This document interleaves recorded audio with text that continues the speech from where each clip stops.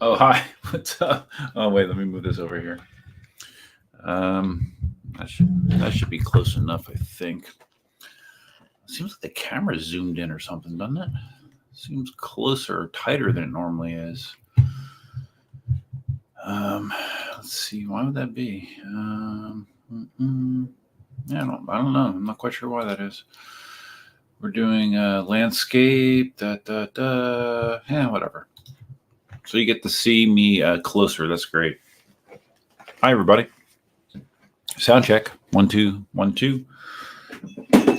I tried to be considerate, and I brought the cooler in here with my Cayman Jacks close by, so I don't have to repeatedly get up and go to the kitchen to reload. So, trying to be a considerate live stream host. So we have Vibes is here. You see Vibes, well, he was here. Who knows what that means? He's still here. You never know with Vibes. He's kind of in and out a lot. Dale, Electric Unicycle is here. Larry from Los Angeles asking if I'm race profiling again. I did mention before the stream started that I just got back from Carrabba's, and I got up to a traffic light, and there was a Lamborghini SUV in front of me. And he was the first in line at the traffic light. He took off like a bat out of hell. I'm like, okay, well, I'm going to show him. I'm going to stick with him. So he was accelerating hard, and I stayed with him. And but then I'm looking at the speedometer. This is a 50-mile-an-hour zone. I look at my speedometer, and it's reading 90 plus miles an hour. So I backed off and I let him win. But yeah, those are fast. I've never done an acceleration test with a Lamborghini SUV before, but they're fast for sure. I can't keep looking at this.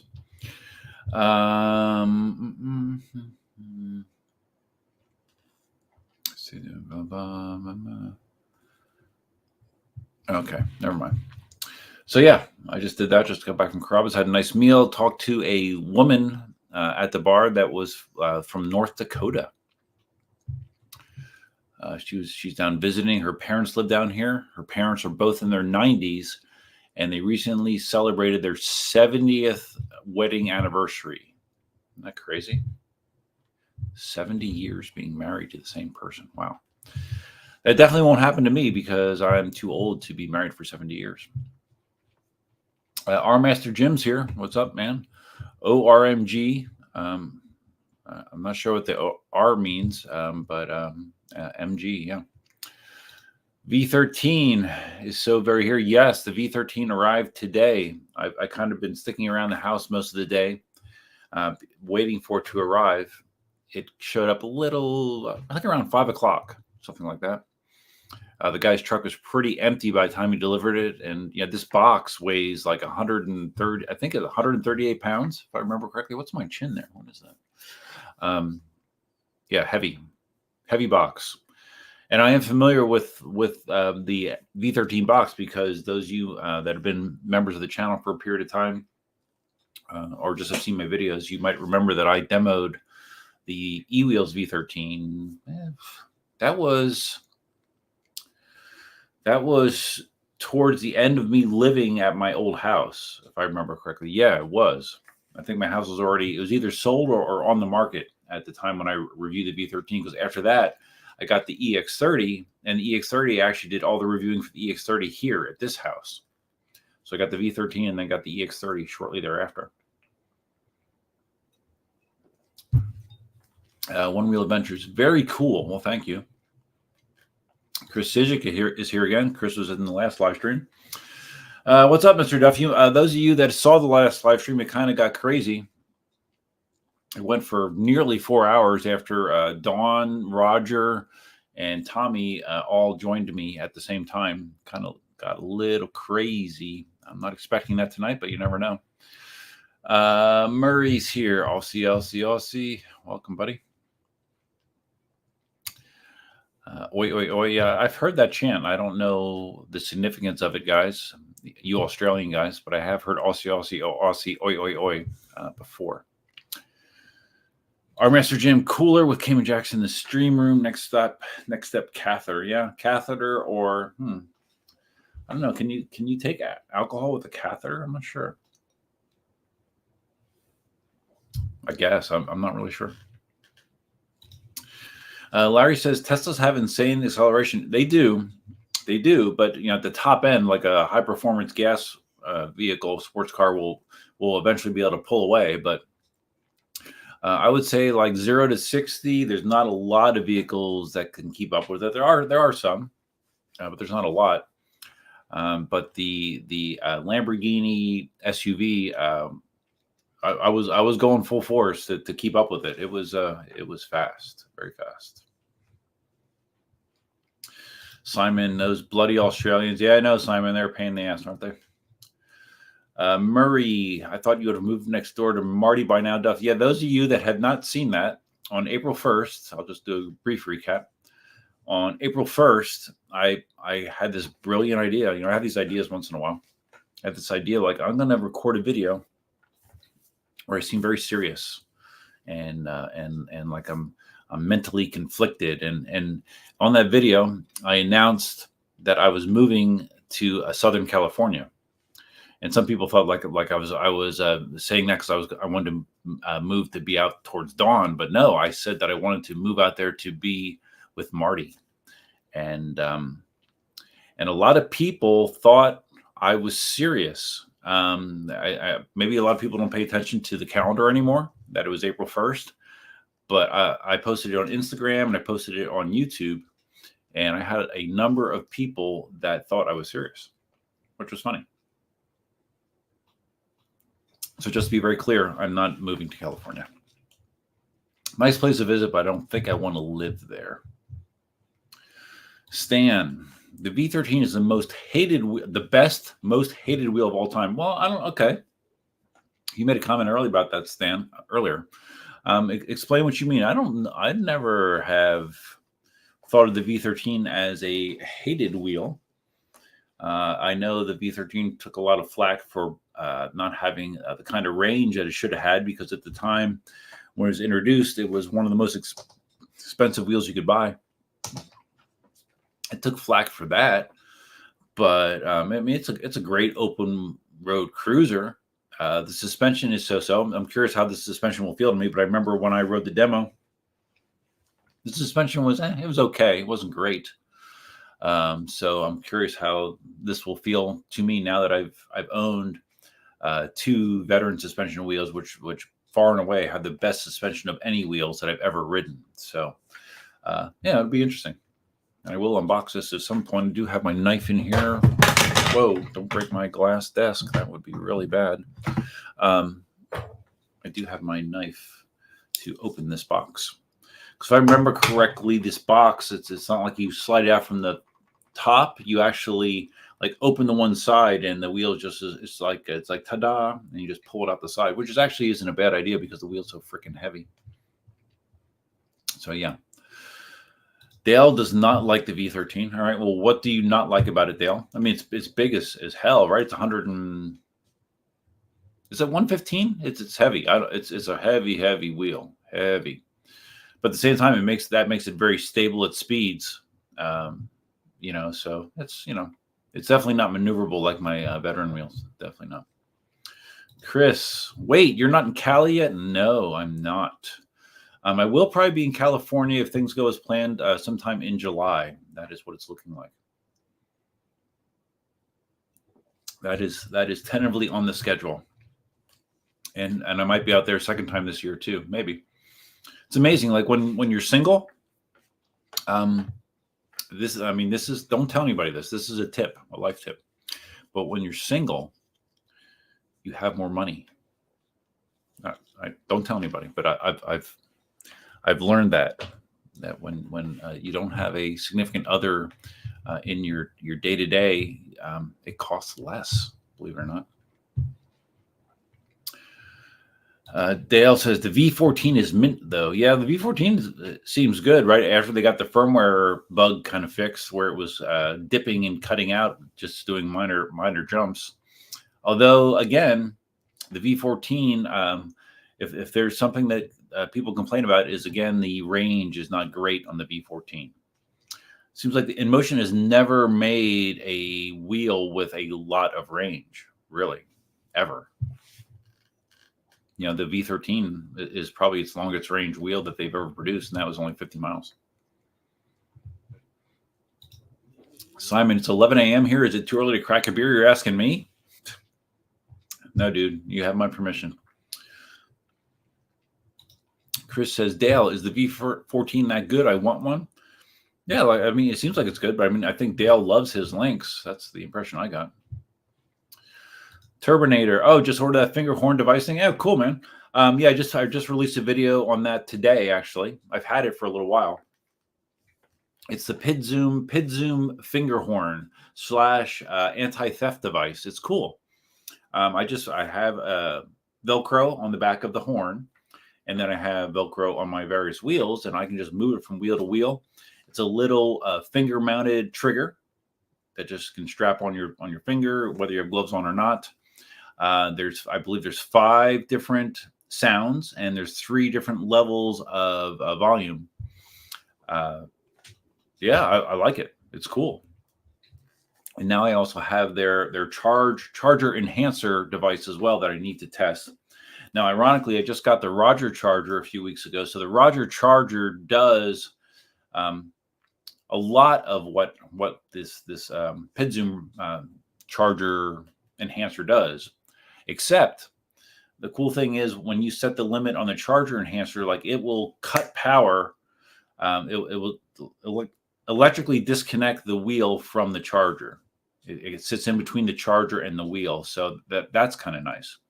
But it provides a lot of the stats that Roger's charger already does. At least I have the Roger Charger SC, so it provides all those stats. I'm not sure that all of his do.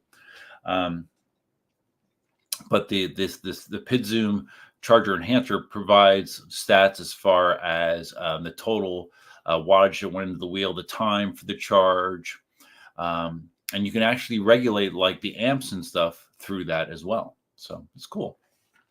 So I'll be reviewing that. Again, I wouldn't use it with a Roger charger, but like with the stock charger, I only have the connector for that to work with my patent. It won't work with any of my other wheels. I would need to have the correct adapter. I only got the adapter for the patent. But it's cool. Like if you don't invest the money into a Roger charger, this might be a good investment for you. Murray, that fluff on your chin, I got rid of it, didn't I? Yeah. What did you get up with the chick at dinner? No. Well, she wasn't a chick. She was probably older than me, Murray. She's a nice woman, but nothing like that, dude. No. She was, I'm guessing she might have been in her 60s. Larry says, yeah, about the V13 Pro, I am aware of that. Instead of having orange accents, it's black. Like you can see how the crash bars and stuff on the original V13 are orange. Everything is black on the V13 Pro. And I think there are some slight differences. I don't remember if it uses the same batteries. There's some slight differences, very slight. I thought there was something beyond cosmetic, Larry, but it was not anything major. Chris saying it was a fun stream when those guys were on. Yeah, of course. Lots of fun. Dale is saying the V14, great acceleration, feels great to ride. Yeah. I mean, the V14 has great power. I know Wrongway's been talking about it. You know, he's been putting it through a lot of extreme tests, and it's done well. It's done really well. Murray says, if you're overseas and want to find out if any Aussies nearby, just yell Aussie, Aussie, Aussie, and wait for a response. Okay. Murray says, move to California. No. Well, that's the way Dawn feels about moving to Florida. No. It's okay. Chris, sweet. I really want the V14, that or save it for the next best thing after the links, because by the time I get the money, the next best thing will probably be out. Well, that's probably true. Our Master Jim, thank you. Oh, I should. Yeah, wait. I did this last stream. I forgot to do it this time. Please take a second and hit the like. Okay, so I post this and then I can pin it. I believe pin it to the top so everyone that comes and sees it. No, everyone that comes. How do I pin this? Is it pinned now? I just put a star on. Oh no, I just starred Murray's. Shit. I saw. I don't know. I don't know if I pinned it to the top or not. Well, it's starred. Maybe it is. I just saw Marty's face in there. So Marty's here. What's up, buddy? And now I could get back to where I was, though. But anyways, yeah, take a second to hit the like button if you don't mind. Stan says, what does the V13 Pro have to do? Well, I don't know. It's kind of like, I mean, with the V11Y, they did make some significant changes other than cosmetic. They made a lot of changes with the V11Y, including adding the Raptor controller that is in the V13 is now in the V11Y. Dale talking about the V13, the size felt weird. I prefer smaller wheels. Yeah, no, I mean, it's a 22-inch wheel, Dale. It's big. It's huge. It's a huge wheel. Luckily, I'm tall. So, you know, I mean, it fits me okay, but it is a big, heavy wheel. There's no getting around that. Chris says, I feel like anyone who complains about range are the ones who ride 35 plus. Am I wrong?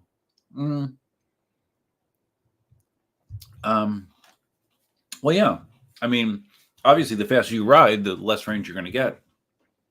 I think I saw on Telegram, what's that guy's name in Miami?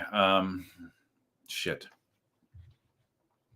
I won't be able to find it easily because he's also in the Southern California chat. Marty might know. He's the guy that was like riding the V13 with no helmet, going 50 miles an hour. He got infamous for that. But supposedly now he has a Master Pro, and he says when he goes all out on the Master Pro, he only gets 30 miles of range. And whereas Marty can get 100 miles of range kind of out of the Master Pro. So, shit, what is his name? Raz, I think it is. R-A-A-Z. I think his handle on Telegram is like, OMG, it's Raz or something like that. He said it only gets like 30 miles of range out of the Master Pro when he rides the way he rides. So. Chris Sijic, 35 consistently. I mean, most of my range tests nowadays, I'm riding 30-ish, not 35, 30-ish for most of my range tests. And riding that kind of speed, I got around 50 miles on the Patton and about 55 on the Lynx.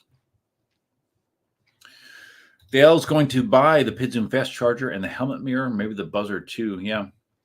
I did come up with a way to get to mount the mirror on my my new LS2 helmet, by the way. But you can't see my wall here where I wall mounted my helmets.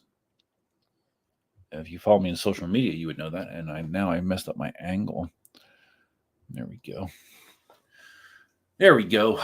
So yeah, not sure why I went on that tangent, but yeah. One Wheel Adventure says, I never actually rode the V13 past 50% battery. You'll be the first to get that particular one down further than me. Yeah, One Wheel Adventures is the gentleman that I did this trade for. Those of you that are not familiar, I did a 2-for-1 trade. I traded him my S22, my V10F, and he traded me his V13. His V13 has around 300 miles on it. My S22 had less than 300. I don't remember how many miles, 200 something. And the V10F only had like 100 miles on it. So I traded them to him. He lives in Indiana. He got the wheels, I think Wednesday, right? Isn't that right? I think he got the wheels Wednesday, and the V13 just arrived today. So no, it worked out well. Second barter deal I've ever done. I traded my Nikola Plus for a KingSong 16X years ago. So second trade. Marty, are we all supposed to know the story behind the title in this video? Fill me in, please. The 2-for-1 trade? Okay, well, again, Marty, because, you know, I know you're retired, but you don't have any time to watch my videos. I understand. Because I talked about this on my videos, and I believe I've talked about it in the last live stream. Maybe not the last live stream. Well, I just did explain it, actually, didn't I? I trade my S22 and my V10F for the V13. Yeah. I paid for the shipping of my 2 wheels to him, and he paid for the shipping of his 1 wheel to me. End of story. Now I have a V13, and now you're probably very jealous, Marty, because even though you have 16 wheels, you don't have a V13. So, check mark for me. Murray, what's wrong with 60? A great age. They can't run away. I mean, there's some good-looking 60-year-old women around here. I mean, no doubt. There are. It's not common, but there are women that are 60 years old that still look very good or still in very good shape. Some of them may be enhanced, but they still look good. Sidjic, so stability due to tire size and cog, or is there another type of secret sauce to make it stable? I'm not sure what cog is. Well, a big tire and heavy. Yeah, that makes it stable. That also can make it less maneuverable, but it makes it stable at speed. All right, there's my comment. I don't think it got pinned. I probably have to do it on. That's probably the problem. I probably have to do it. I probably have to do it. I probably have to do it in YouTube. Let me see. Pin message. Yes, there we go. All right, now it's pinned. All right, now it's pinned. I forgot how I did it before. That's how I did it. Marty, my V14 is still broken. What do you mean? I thought you got it working, Marty. Didn't you get it working? I could have swore I remember you riding it. Did something else go wrong? Because you got a new system board, right? You thought it was a hall sensor at first, and then it wasn't. And yeah, maybe I missed one of your videos, Marty. I try not to. At least I try to at least get the Cliff Notes version on all of your videos, but it's possible that I missed one. Armaster Jim, Duff was asking Dawn to move to Florida. Rumors? What? No, I did not ask Dawn to move to Florida. Dawn would not move to Florida, and Dawn knows I would not move to California, so there's no reason to ask. Leo's here. Better late than never. Good night from Brazil, and the streak continues. Hey, man. Thanks, Leo. I'm glad. I was wondering if I would see your face pop in there. I'm glad to see you. Dale says that would have been a good April Fool's for Dawn. Tell people she's moving to Florida to live with Duff. Yeah, no, I don't think Dawn would do that. I don't think she wants to fuel those rumors. Chris is asking what's wrong with the V14 again. I did not know there's anything wrong with it. Gore asks, which LS2 helmet do you have? I have the Valiant 2. I was going to do another video today because I bought the Valiant 2 comes with a clear windscreen. Clear. I'm like, hey, I want to be cool. I'm going to get a mirrorized silver windscreen. Bought it off Amazon. Went to put it on today. Started shooting video. I'm like, okay, I'm going to a nothing video. 5-minute video, probably. But I took off the old one. It's fine. It's easy to do. You don't need any tools. But then the new one, I noticed that the tabs on the side of the windscreen look slightly different. And I'm like, well, maybe I can still make it fit. And I effed around with it for a while. I could not get it to fit. And evidently what I got was just a windscreen for an LS2 Valiant, but not a Valiant 2. And evidently they changed something. So it didn't fit. So I'm returning that, and now I have one coming that's supposed to be for the Valiant 2. So I'm excited about that because, I mean, mirror is cooler, right? I'm sure even Marty would say that. Our Master Jim, helmets look cool in the wall. Yeah, I think so too. And it just kind of struck me. Like I've had all my helmets like kind of jammed in the closet behind me. I had so many at this point that I had some in the closet in the guest room. And I'm like, I got the space in the wall, and I bought some helmet hardware, helmet hooks, basically off Amazon. And yeah, now I got all my full face helmets sitting out here with me. So I kind of like it. Gore's looking for a helmet for your V13. Well, if you're going to be doing off-roading, you're going to probably want a pretty good one. Chris, how am I feeling about the V8S? Well, I was going to actually go out and do a range test on it today, but I didn't because I was stuck at home waiting for the V13 to show up. But I took off Monday and Tuesday. I wanted to act like I was Marty. I wanted to kind of act like I was retired. So I took Monday and Tuesday off. So I have 3 more days where I will get out on the V8S, and I would like to do a range test on the V8S. I've only rode it briefly, and I like it. I mean, I think it's a cool wheel. Marty, I haven't explained the whole title in this video. Okay. Now the video title, I'm going to read it, Marty. Okay. Should I read it in your voice? No, I won't. Dust PEV live stream number 96. That's right. 4 away from 100 live streams. I started this with Marty, actually. The 2-for-1 trade. Okay, I did explain that, Marty, right? I think I explained that. The V13 is here. It's right behind me. That's explained. ET Max is on the way. Okay, I didn't explain that. The ET Max is actually supposed to be here on Monday, and this is the ET Max from New York City. That is supposed to be here on Monday. So I'm going to have the demo ET Max from New York City. Now, getting it from New York City, I don't know. We'll hopefully everything's good with it. You never know. Those guys in New York can be tough on wheels. But that is arriving Monday tentatively. Now, it's through FedEx, so you never know. FedEx, you just throw a dart at the dartboard and hope that they're actually right with their prediction on times and dates. But the ET Max is supposed to be here on Monday. So that's another reason I took time off, because I knew all this stuff was going on. I knew I was going to be getting the V13. I knew I had the ET Max coming. So that's part of the reason I took that extra time off, Marty, because I wanted to act like I was Marty. Since I'm not moving to Downey, Marty, I know you're disappointed. I understand. But this is the next best thing. I can at least emulate you. Oh, COG, center of gravity. Okay, gotcha. Simon says it's pinned now. Yes. Chris, that's true. Well, Marty's not explaining about the V14, but he really wants. Yeah, I know. Right. Well, Marty does that. Like, remember the last live stream? I kept asking Marty. I'm like, Marty, if I pay for your ticket to come to Florida, will you come? He would not directly answer that. He just made comments like, yeah, Florida's flat or whatever. And I'm going to Poland.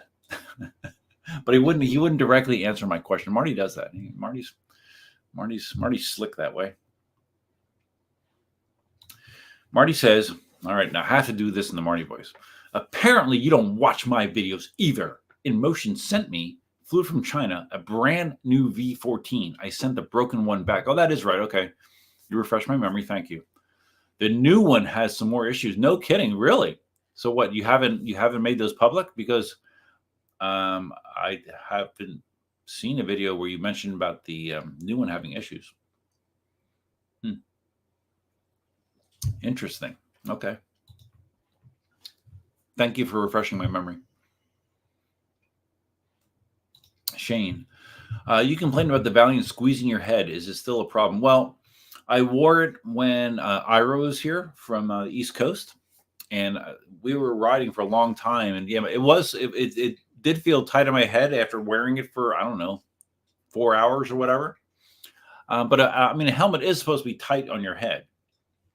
It's not like tight, it doesn't fit, but it's snug. And I mean, it's an extra large helmet. I don't think my head is beyond extra large in size. I'm sure Marty's probably double XL, I would imagine. But no, it's good.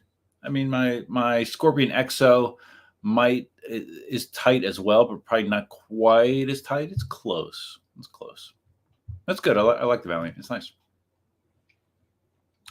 Larry agrees. Mirrored visors are cool. I know. Larry is a fan of mirrored visors. So there you go. You can get a mirrored visor for the LS2 Valiant. They have several options. I just went with the silver. Marty would want the mirror visor with the mirror on the inside. I have no comment, Murray. That's pretty funny. Marty, thanks for explaining the ET Max. Thought maybe you bought one. Okay, well, to expand on that, I said a couple live streams ago, well, probably 3 or I don't know. I said that if my income tax situation worked out to be favorable, because at that time I was worried because of capital gains regarding or connected to my house sale, I was worried that I was going to potentially be paying a large amount of money on income tax. And I said, if my income tax situation is favorable, and I actually did wind up getting a couple $1,000s back, that I would buy an ET Max. So I do still have intentions of buying either an ET Max or the oh God, why am the Extreme Bull Commander GT Pro Plus Super Duper never mind. I would like to buy one of those wheels, but I am interested in the one with the bigger battery potentially. So I'm just kind of laying low, but Jason sending me the ET Max demo will allow me to get a good feel for the wheel, you know. And I promise, Marty, I'm not going to steal any of your thoughts on the ET Max. I promise I will not use the word sexy when I review the ET Max. I will not use the word sexy one time. You know, I will bet you that I will never use the word sexy when I describe a wheel, because you've used the word sexy when it comes to ET Max a lot. So yeah, I don't want to steal your thunder. R Master Jim, 100, so many live streams. Well, I mean, it goes back to God. When was my first live stream? Shit, I don't even know. Let's see if I can quickly find that for you. Probably not. 130 pages of lives, really? Oh my God. At least 5 years, right, Marty? At least 5. Might be more. All right, let's see. The first live stream with Marty. Looks like it happened. Oh, yeah. Oh, shit. It's almost 6 years. The first live stream with Marty, the Marty and Duff Electric Unicycle live stream, happened June 24th, 2018. I mean, as far as I know, we were the first ones that ever did a live stream that was PEV related or electric unicycle related, I believe, because then Ian jumped on after that. But yeah, June 24th, 2018 was the first PEV live stream where I started counting, basically. Big O Rider, I've got a dirt bike style Lead helmet. Why do you decide the L2 Valiant? Basically, I saw a video that Tommy did, UC Vibes, and the main thing I like about the Valiant, which I have in the other room, I could go get it, but what I don't like about the Scorpion XO, which Marty has, by the way, when you put the chin bar up, you look like a cone head. You look stupid. You look ridiculous. Don't take it personally, Marty, but you look stupid when you have the chin bar up. With the LS2 Valiant 2, when you take the chin bar up, it rotates all the way to the back of the helmet, and it's positioned in a way that it almost looks like it's integrated with the helmet. You don't look like an idiot. It doesn't catch wind like the XO does when it's up, and it's just better for that kind of stuff, for drinking coffee, which obviously I do on a pretty regular basis, or drinking anything. That's the primary reason. But it still has the flip down sunshade and looks cool. It does not have like a visor over the front like the XO has. So if that's important to you, the Valiant does not, because of its design. Excuse me. With the chin bar flipping all the way down, you can't really, or all the way back, you can't really have a visor up front. So that if a visor is important to you, you can't really do that with a Valiant 2. Please do a video of your new LS2 Valiant. I did. Go on my channel, dude, and just search LS2. There's a video on there, a 15-minute and 57-second video, the LS2 Valiant 2 helmet review and my current helmet collection. I already did it, and it only has it has less than 700 views, so a lot of people did not watch that. Our Master Jim, no ground shipping from Marty for Inmotion. That stuff is for plebs. Okay, sure. Marty hasn't made it public yet. You need to take it apart to repair, which will be in the. I can't believe that seems crazy to me, Marty. That they would send you a wheel that they did not like take out of the box to make sure it was good, knowing that it was a replacement for one that was not. That's not very impressive, is it?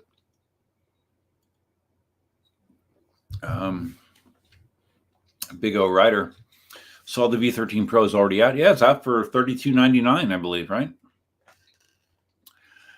They should have done the rim black to match. Yeah, I saw. Yeah, I know the rim is still orange. I guess you can always spray paint it, right?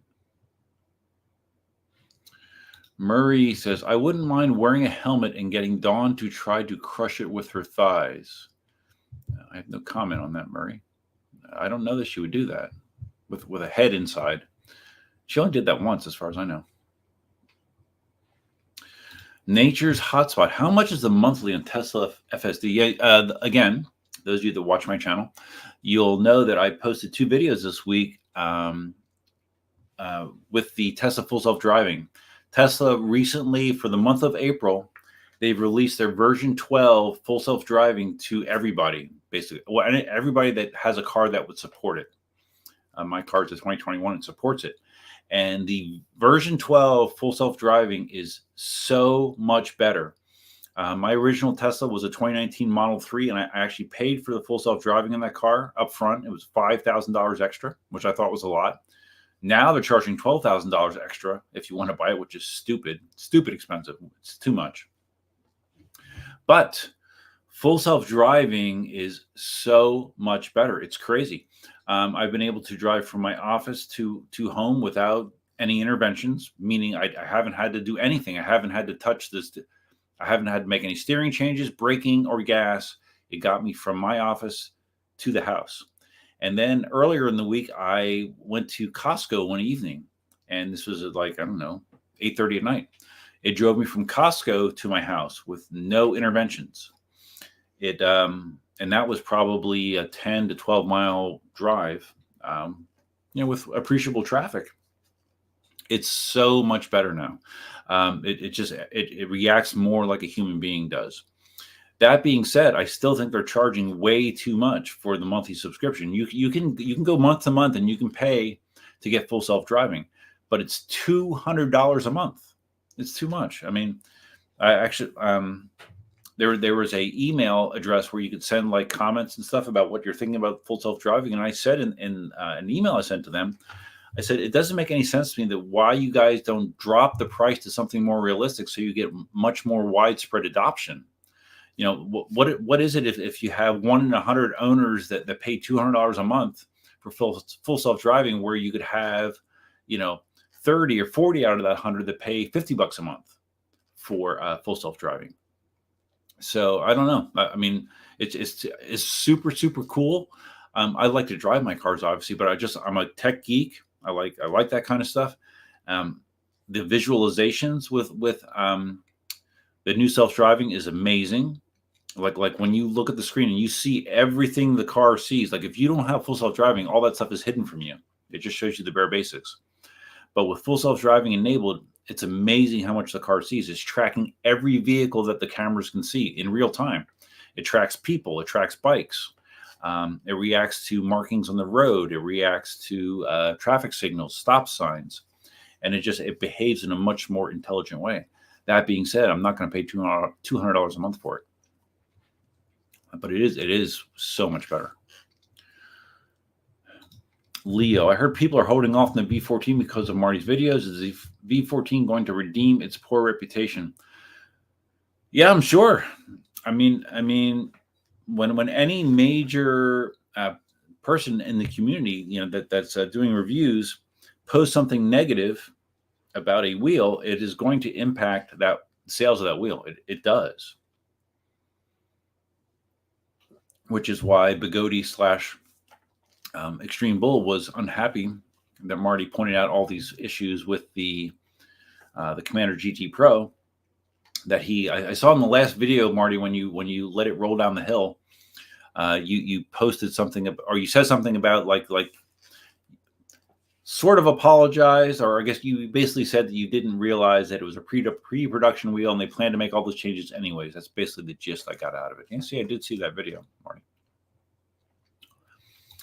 Bring out the chipmunk voice. Yeah, actually, my voice mod is screwed up right now, so I can't do the voices. I know it's very disappointing for a lot of people, but I can't do the voices tonight, unfortunately.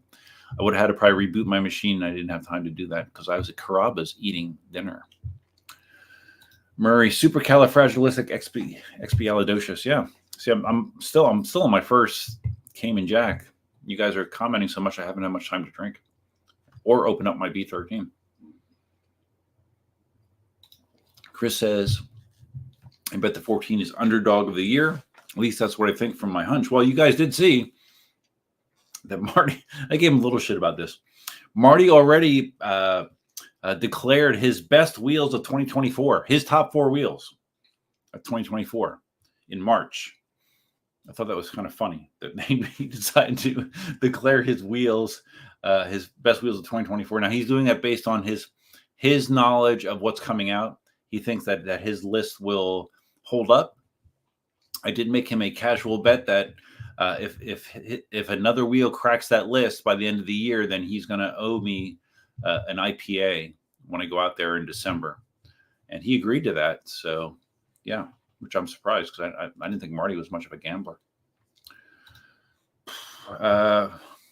Marty, since you ride 20 miles, only ride 20 miles, why would you be interested in the Commander GT Pro Plus? Because I want to be cutting edge, Marty, obviously, like you. I'm trying to emulate you. Have you not figured that out? Simon, ET Max with a built-in fleshlight. Sexy. Marty probably doesn't know what a fleshlight is. Do you, Marty? Probably not. I do, Simon. I do know what a fleshlight is. Our message, Jim, 2018. Yes, the first. It's so funny when we first started live streaming. Like Marty got frustrated because like I was using different software to stream back then. It was buggy, and we had multiple live streams where like the audio was all effed up, and like you could hear me, you couldn't hear Marty, or vice versa. Yeah, he was unhappy at that point. Now, luckily nowadays it's much easier. Larry says, Duff, get your future neighbors in SoCal to cameo on your 100th live stream. Yeah, I got to do something. I have to do something out of the ordinary for the 100th, obviously. But you know what else I have coming up? I'm, oh boy, it's going to get here quick. I'm only 11 videos away from 2,000 videos in this channel. I got to do something for that too, right? I don't know what, but something. So yeah, so I have 2 milestones, 100th live stream and 2,000 videos on the channel. And I just crossed 14,000 subscribers as well in the last week or whatever. So, yep. Things are just going fantastic. Marty says, we know Duff is all about it. Oh, Marty, come on now. You can't say that about me. How much time do you spend in your hair a day, Marty? This hairstyle I have here, I get out of the shower, I comb my hair with my hand. I don't use a comb. I don't use product.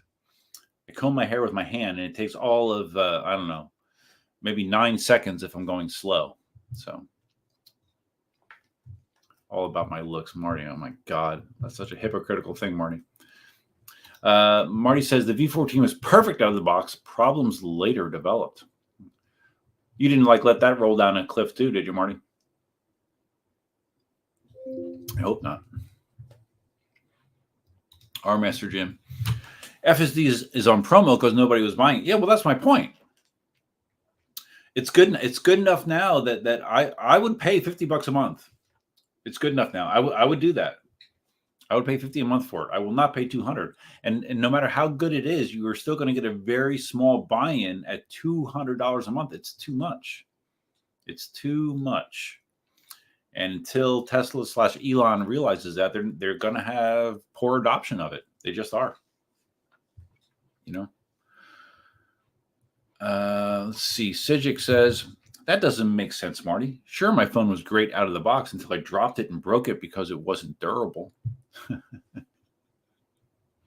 Maybe that wasn't the greatest analogy, but I get my point. Yeah, I get your point. You should get someone to ride an EC near Tesla and see what the Tesla puts on the screen. Well, when I was going to work the one morning, there was someone on a one wheel that was hauling ass on the sidewalk next to the road. It picked him up. It just saw him as a pedestrian. It just saw him as a pedestrian that was moving very fast on the sidewalk. So yeah, it picks up everything. It identifies human beings, whether they're on a one wheel, on a bike, on an EUC. It identifies them. Motorcycles. Marty got sick of all the problems with the GT Pro and threw it down the hill in anger. Yeah, I don't think so. I saw the video. It was a pretty steep hill. I'm sure the New York City guys are hoping that the wheel's okay after that tumble. Murray, you need to get a cape, Duff, and then you can really be like Marty. That's another thing I will not do. I will not call a wheel sexy, and I will not wear a cape. I got to draw the line somewhere. Yeah, sorry. Our Master Jim, a very floaty pedestrian. Okay, good. I am caught up. So now I can open up the V13. I had to use the hand truck to get it in here. All right, so where is the front of this thing? Okay, it looks like it might be here.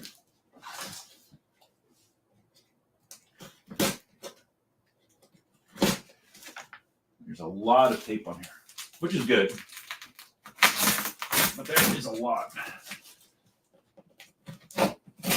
So I thought only the one side opened. Maybe both sides do. I don't remember. It's been a while.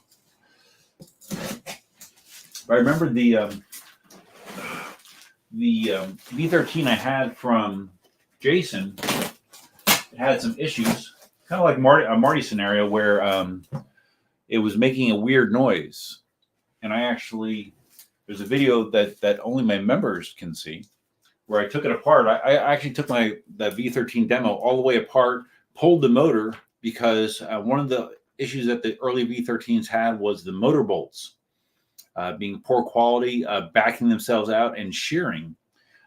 So I actually took it all the way apart to check for that. And okay, it looks like the other side. I took it all the way apart to check for that, and I didn't. The motor bolts were fine, but it still made that noise off and on. So I just dealt with it. So I think that V13 actually went to. Did that go to Opsum after me? I don't remember. I'm not sure. All right, here we go.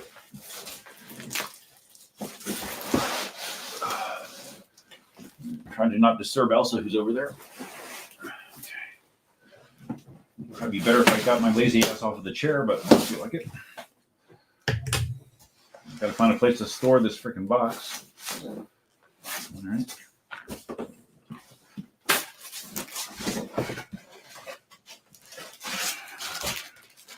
All right, we got the instructions. That's lovely. I have the Inmotion air pump, shock pump, which I have a Rock Shocks pump, like a better pump. The shocks. I have that's another nice thing is I can use the Roger charger on this as well. Here's that little tool that's used to adjust the top of the shock, I guess. Damn, this charger is huge, much heavier than the Roger charger.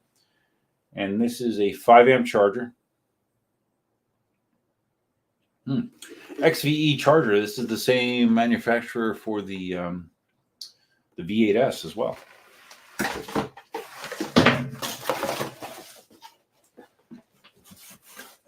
Let's Looks like the wheel's secure in there. Oh, that's right. I forgot it has the seat too. The demo wheel that I had did not have the seat, so this is nice. Oh God, it's heavy. Good Lord. And and it has the kickstand. What's that? Oh shit! It looks like the kickstand got bent in shipping because it is now pinned against the wheel. Wow. So I will probably be taking the kickstand off. Yeah, right now it actually has the wheel locked in place. I can't move it. Wait. All right.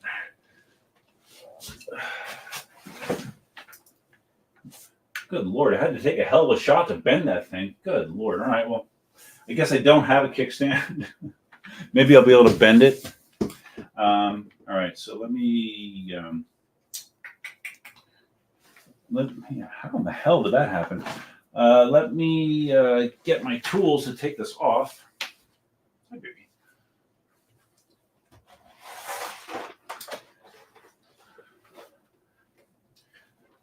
I mean, I can probably put the kickstand in a vise and straighten that metal. Although it's going to be weakened, obviously. All right, let's see what size we got here.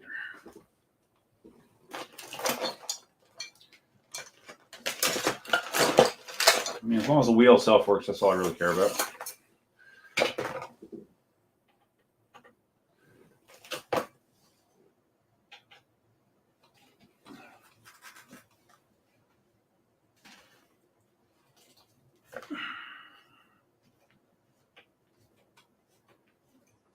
This has the knobby tire. The trader, he's not the seller, he's the trader, right? He has a street tire for this as well that I might get for him. I don't know that I need it because I don't remember really disliking this knobby, but maybe.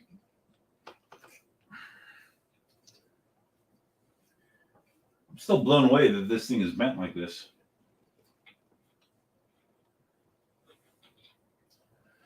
You can never trust these shipping companies. All right, so that's not going to do me any good.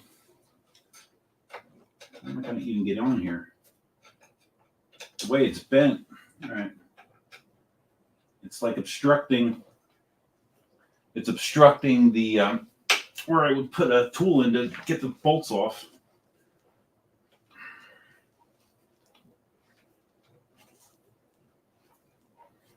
Well, I'm glad I didn't try to turn it on with the wheel locked up. That would be bad. That could definitely be bad. I think I'm going to need to open another cam jack.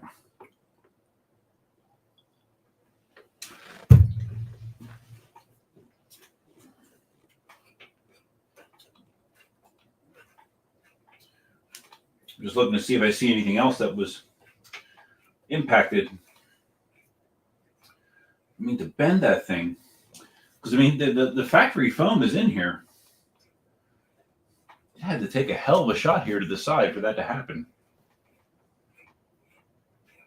A very focused shot.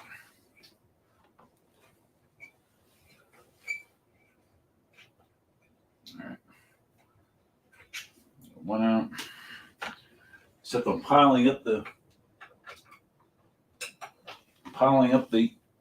equipment on top of my cooler that has my Cayman jacks in it. Not ideal. Man, oh man.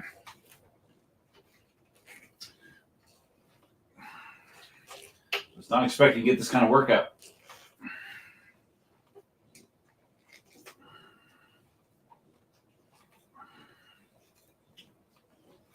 These T-bar Allen wrenches are very handy. They're long, and I don't know if they're made out of spring steel or whatever they are, but they really can get some good torque.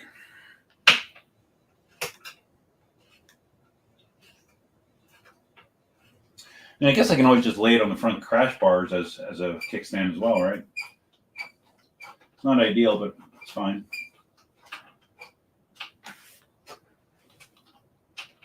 All right. I've got that side out. Now the other side is going to be more challenging because it's bent over the screws.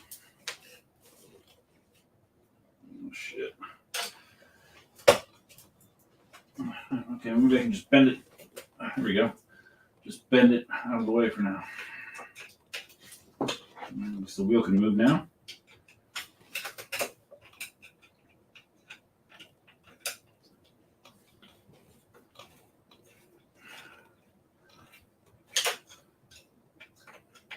Feel free to comment in the background. I'm assuming I'm going to have to either connect the charger or take it out of transport mode via the app, I guess.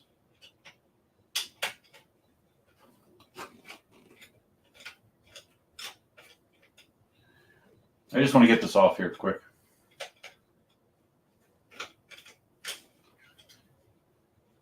I know this is very exciting, watching me unbolt things, but okay. Come on. All right. All right. Uno mas. Uno mas.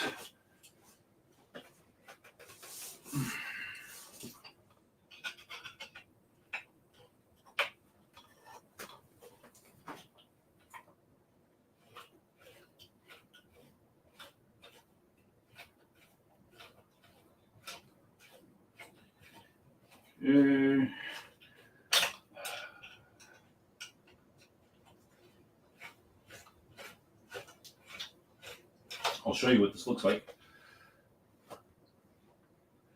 All right. This is what my kickstand looks like. A little bendy. Yeah, it like took a shot and like push it to the side. That's, oh my God. All right. Thanks, UPS, for another job well done. I guess it doesn't matter. UPS, FedEx, they both kind of suck, right? All right.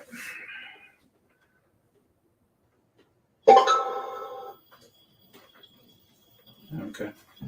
It possibly is not in transport mode because it is balancing, which is fine.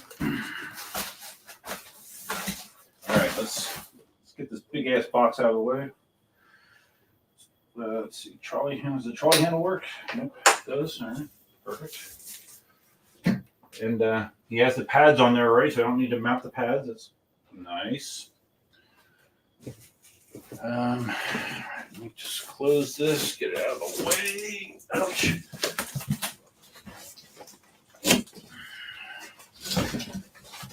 This box is ridiculous. But I'll keep it, because you always should keep your EUC boxes. There we go. All right. Here's my V13.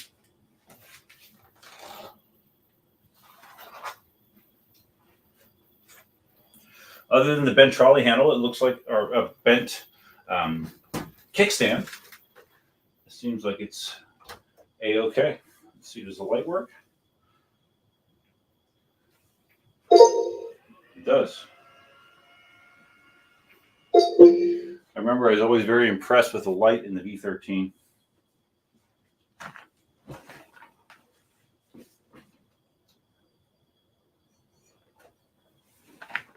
Yeah, it looks like it's in decent shape. Otherwise, I'll give it a little bath. Give it a bath tomorrow, and you'll be seeing some V13 content this weekend. Okay, I need a drink after that. That's a lot. Let's see, bolts. Yeah, I mean, I may try to fix that kickstand. I may not. I don't know that I really care that much.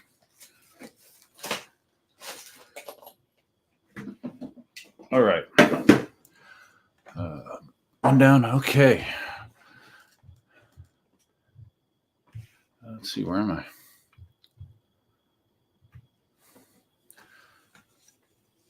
maybe next 1st April. What are you talking about? What's the next 1st April? What am I doing? Am I moving to California next 1st April? Dawn's moving to Florida. Yeah, who knows? Get that box cutter. Spartacus is here. Yo, late but here. What's up? Our Master Jim. Yeah, the motorboats were the first complaint about the V13. Yep. I'm hoping that this is a batch that is post that. I'm not sure. Hopefully. Simon says, opens box, 2 tins of paint and an old car tire. Yeah, I mean, of course. I mean, that is a risk, right? When you're doing a trade with someone, it's a risk. I didn't know this guy. I mean, but I mean, he's well known in the. Well, I mean, he's establishing all the normal social media things that I'm in. He's big into one wheels as well. So I don't know. I just got a good vibe about him. I wasn't that concerned about it. But yeah, which might not be smart. But yeah, it's worked out. It works out. Sometimes I do things on feel. I get a feel for somebody, and if the feeling is good, then I usually will go with it. Now, that being said, there's been times where I've had feelings about things that I thought were one way and they were not, and they turned out not well. So that I do not have a perfect record with that. Murray, I wonder what the Tesla would do if it drove past 2 dogs hard at it. Would it put up if you drive past a tent city with boxes and tarps? Does it show shopping carts? No. I know you're being funny, but no, it doesn't show that kind of stuff. It does show like orange cones and shit when they're on the road. It does show that.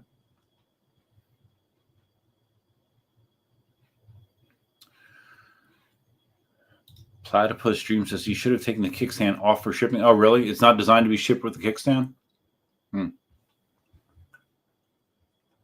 Okay. But again, it had to take a substantial shot from that side to bend it like that. But it seems fine. Spartacus, I think Opsum had a similar kickstand issue. Really? Well, like I said, I think they might have gotten the V13 after me, and the demo V13 did not have a kickstand. So I don't know. Who knows? I don't follow Opsum that closely. Murray says, just hold the wheel on its side and bump the stand on the ground to put it back in place. Yeah, it's fine. I mean, it is bent pretty good, though.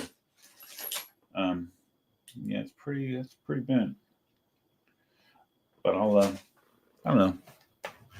If I get, I won't throw it out, at least not right away. If I get motivated, I'll fix it. If I'm not, I won't. Simon says, that V13 is basically ruined now. You should send it to my place and I will dispose of it for you. Thank you, Simon. That's very nice of you. Our Master Jim, yeah, that closed cell phone does not show permanent deformity from shipping damage. That's for sure. Yeah, that's true. Yeah, because I mean, the box, I mean, there's not a hole in the box there where it got bent. Murray says it probably only happened when they ran over it with a forklift. Yeah, who knows? The boxes that I sent to, well, remember I packed the 2 wheels that I sent to him on stream. I did that on stream. That was another stream that went way longer than expected. But I on both of those boxes, I put heavy, please handle with care, like all over the box. Like no matter how you would have that box positioned, you would see that. So, and from what I can tell, both those wheels arrived there without any damage. Simon says the V13 kickstand is about $60 on AliExpress. Yeah, okay. Maybe there's a 3D model for it too. Who knows? Shane says that kickstand will bend straight again. Great trade for both parties. Well, yeah, it probably will. I'm just curious. Once metal is bent like that, it obviously will weaken. So I don't know. But I do have a vise. I have vice grips. So I have hammers. I have mini sledges. So yeah, I can probably do something with it. But Oh, shit. Shit. I just had bolts fly out when I did that.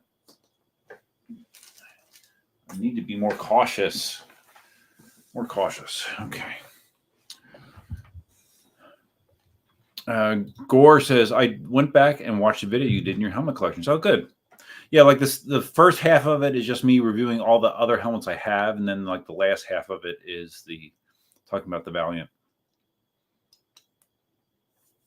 And in that video, I said how I didn't think I would be able to mount my mirror on the helmet because I all my other full face helmets I have a mirror, rear view mirror, because I like that. I like easily being able to monitor the traffic that's behind me, and I couldn't at least at first come up with a way to do it on the Valiant, but I since have. I've mounted it on the rotating chin bar, and it just like when it rotates in the back, it still is able to rotate. So I do have a permanent mirror on that helmet.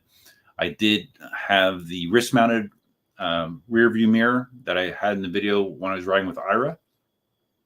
And those of you that saw that would have seen that within the first couple of minutes, I was gesturing with my hands, and the freaking mirror itself like popped off and flew off, and piece of crap. So I'm happier with this solution anyway. So that's what we're going to go with. Drew Thomas. Hey, Drew, I don't know if I've ever seen you on a live stream before. So if not, welcome. And any of you that have come in recently since I last pimped this, or I last pinned it to the chat, take a second and click the like button if you don't mind. That helps the stream. Helps show it on replay as well. Something. Oh, I just Leo just liked something on Instagram that I posted. So anyways, Drew said, I can almost hear Marty laughing. He has a kick-ass shop and will make short work of it. You know, Marty would probably like make a replacement kickstand out of wood or something, knowing him. Now, Marty is super, super handy. Like when I was out there 2 Decembers ago, and he showed me the seat he made for one of his original Shermans. You know, it's made, it's wood, and I think it's wood in combination of the Zoom Wheels Brian seat. Is Zoom Wheels Brian still around? I haven't heard anything from him in a long time. But anyways, yeah, that was really well made. So Marty has skills. Sijic says, I got to go to work early. Thank you for reading our comments and responding. Have a good night. All right, buddy. Yeah, no problem. Thanks for stopping in. Our Master Jim says, a weakened kickstand is better than no kickstand. Yeah, but like I said, when I had the demo, I just rotated it front and put it on the crash bars. It's not that stable, but it does work kind of as a kickstand. And it's great now that I have a V13 again. I can see if it works on my stands, which you see behind me. I don't remember if I tested it on my stands before, because at that point, like I said, I was getting ready to move, I think, and I had put a lot of stuff away. So I'm not sure if I ever tested a V13 on one of my stands, so I will do that. Michelle Chin 197 liked my Instagram post as well. Michelle Chin, she rides EUCs. I've had some contact with her once in a while. Growing old and having fun. My hand mirror lasted almost 2 years, but I have hillbilly wrist guards that won't let the mirror fall off. Well, mine, like I said, mine lasted 5 minutes. But just to be fair, prior to me going out on that ride, I dropped it on the floor, and the mirror popped off, and I thought that I could just pop it back on. It felt like it was secured, but evidently, like there was like some hot glue or something behind it, I guess, that obviously wasn't all that secure, but that hot glue connection came off, so the mirror was no longer going to stay. So, but all this talking about mirrors wants me to go grab my LS2. Let me hold on. Let me go get it.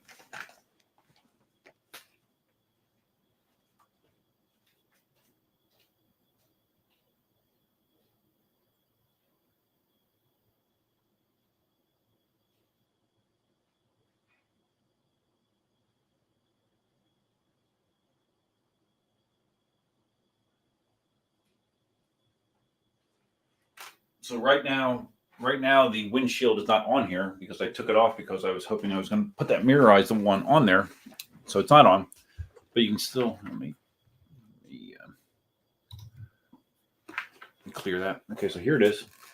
So what I've done is I've mounted it right here, 2 small screws, and I can still rotate it all the way back like that. So from the front, it looks like that. Kind of looks like a fighter helmet, like a fighter jet pilot helmet instead of a cone head. But it actually rotates to the back, mirrors out of the way, and I can still bring it back without a problem. So yeah, problem solved. And like I said, the only drawback, I do kind of like having the visor in the front, but you just with this design, it's just you have to sacrifice that to be able to rotate the chin bar out of the way. So I'm fine with that trade-off. My office looks like a disaster area. You can't see the floor around me, but it's covered with things. Yeah, I can't drink my microphone, so let me grab the camera jack. And Russell says, rear-facing camera and Google Glass. Google Glass? What do you mean? The Google Glasses? They stopped making that, didn't they? I'm going to turn this off. Because the bouncing noise was annoying me slightly. So yeah, there's my V13 right there. This is Michelle. Sadie Bonita T-Mobile. What's up? What's up, Michelle? Yeah, this is Ira's girlfriend, Michelle. Ira was over here last week. Ira came over here last Sunday afternoon, right? Yeah, Sunday afternoon. And we rode, I don't know, probably 35 miles all over the place. I took him kind of through Naples, down the East Trail, down to the beach, went through the Greenway. Yeah, it was great. Yeah, I'm hoping, Michelle, next time Ira comes over, you come and join him because Michelle rides as well. Michelle's like the perfect girlfriend. I mean, Michelle rides EUCs and she plays volleyball with Ira as well. So he's got it made. That's what I joke that I'm trying to find that myself. I'm trying to find that, but I'm trying to find they if they like those things, that's great. But then the caveat is they can't be crazy either because I've had some experiences with crazy, and I'm trying to avoid that. It's not that easy to avoid, but I would like to avoid that. Our master, yeah, making me rethink the LS2 helmets. And like I mentioned, it also has the drop-down sunscreen, like the Scorpion Exo does. So you don't necessarily have to be wearing glasses. And I don't know that I want to try to squeeze glasses. With our very slim profile glasses, it would probably be hard to slide glasses in there. But it's cool. I mean, it's a cool helmet. It's well made. And I'm not going to, like my other helmets, I had them covered with various stickers. I'm only going to have the self-promotion here at EUC Army, nothing else on this one. So when I'm wearing a full face, this will primarily be what I'm wearing most of the time. At least that's my plan. And I guess, let's see, can I just hang this on my wall right now? Let's see. Probably. Let's see there. Yes, I can. There we go. Again, let me just show off my wall. Marty might steal this idea. Hanging helmets on the wall. It's a thing. It's a thing. Come back. No. What? It seems like it has these too zoomed in. What the hell? All right, now I'm too far down. Now, okay, there we go. Focus. Okay, there we go. Russell says Google Glass equivalent could also throw the image maybe to a smartwatch via Bluetooth. Yeah, maybe.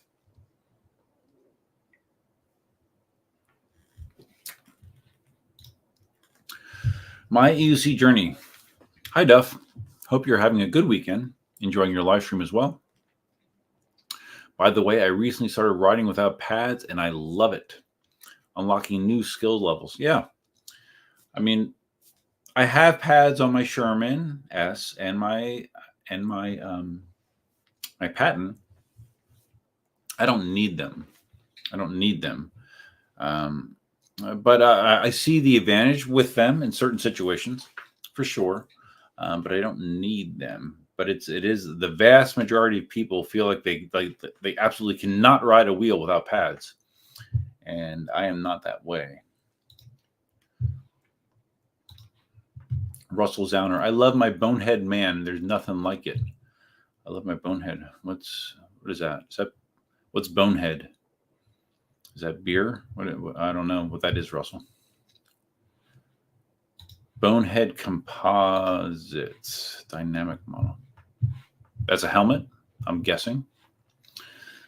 Marty, I burn all my boxes. Imagine trying to store 16 boxes. Unfortunately, I do have 3 boxes for the demo wheels.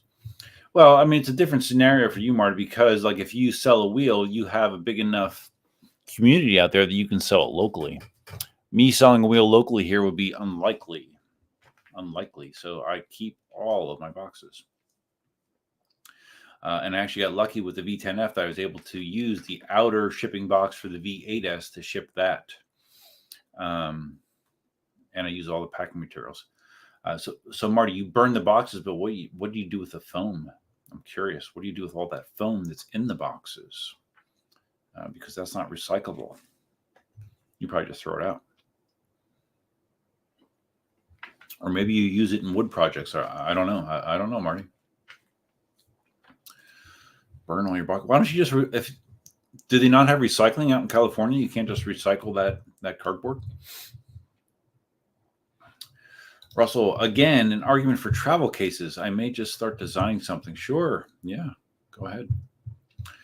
Knock yourself out. Yeah. I mean, I have so many wheels now to do stuff with. I still have to do some riding in the V8S to test it. I have the V13. I have the Mini, the M10 Mini, sitting in the kitchen right now. As well as the ET Max, which is coming, which I'm going to have to examine before I ride it. But yeah, so I have a lot. I'm glad that I took those 2 days off. I am. Maybe I should have taken more. I should have taken the whole week probably. So yeah, I have a lot of EUC related stuff to mess around with. Kurt, the model of the LS2, it's called the LS2 Valiant 2. I bought it on Amazon. It's not cheap. It was, let me see, I'm looking at my orders. Hold on. It was the most expensive helmet I ever bought. It was 300 and something.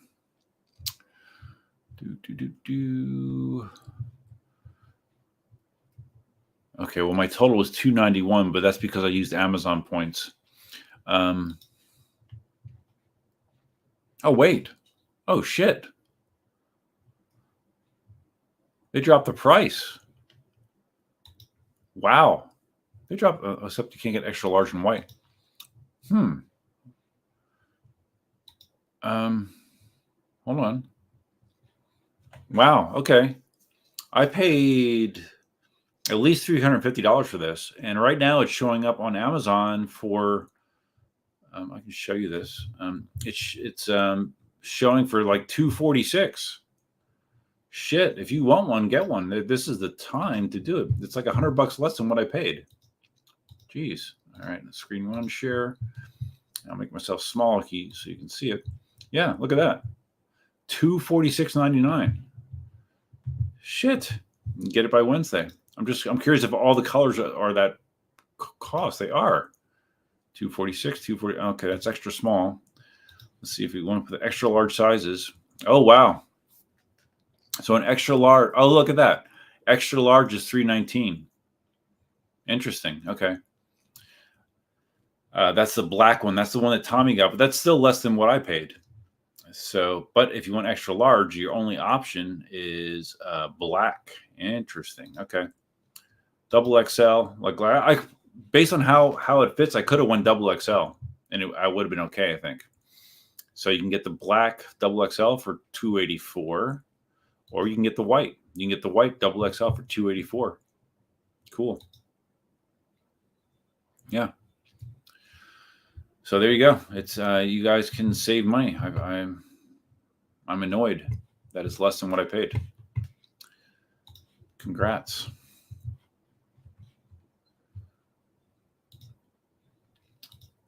Marty, did the helmet come with the clear visor? Yes, it did. It's sitting on my dining room table right now. It did. Mm-hmm. Marty says only single guys can get away with hanging helmets on the wall. Cool though. Yeah. There's what I'm coming to find, Marty, is there's various advantages to being a single guy. And the more time goes on and the more experiences that I've had with not being single, makes me appreciate some of the freedom that I have now. Now, I don't think Lupe, she doesn't restrict you much, does she? I mean, I have a feeling that you could hang helmets on the wall. And she would, no, in the workshop you could for sure, right? You could do whatever you want in the workshop. So you could hang helmets on the wall of your workshop, I'm sure. Maybe not in the house, but Simon, I bought 2 new helmets last week. They're both the same helmet, just in different colors because I couldn't decide. Oh yeah, what kind? Like full face or what kind of helmets, Simon? Russell, boxes are also a fire hazard. Habit from owning labs over the years. All packing goes except rentals. Mealworms actually consume styrofoam and emit farts. Okay, that's I can't say that I knew that. So thank you, Russell. Our Master Jim. This could be a. I'm sure there's people that would disagree with you, Jim. Pads are a crutch unless you're doing Mike Leahy business. Well, I mean, like if you're doing off road and stuff, there is definitely an advantage to having like at least your toes locked in, because you can get bounced off the pedals. Like even when like I did stairs on the links, and I've also done them on the patent. Having that toe pad to prevent my foot from bouncing off the wheel. In that situation, yes, it was good to have. And obviously when you're jumping, if you're going off road and you're jumping, you need to have something to keep the wheel attached to your body. But for normal riding, it doesn't really impede me at all.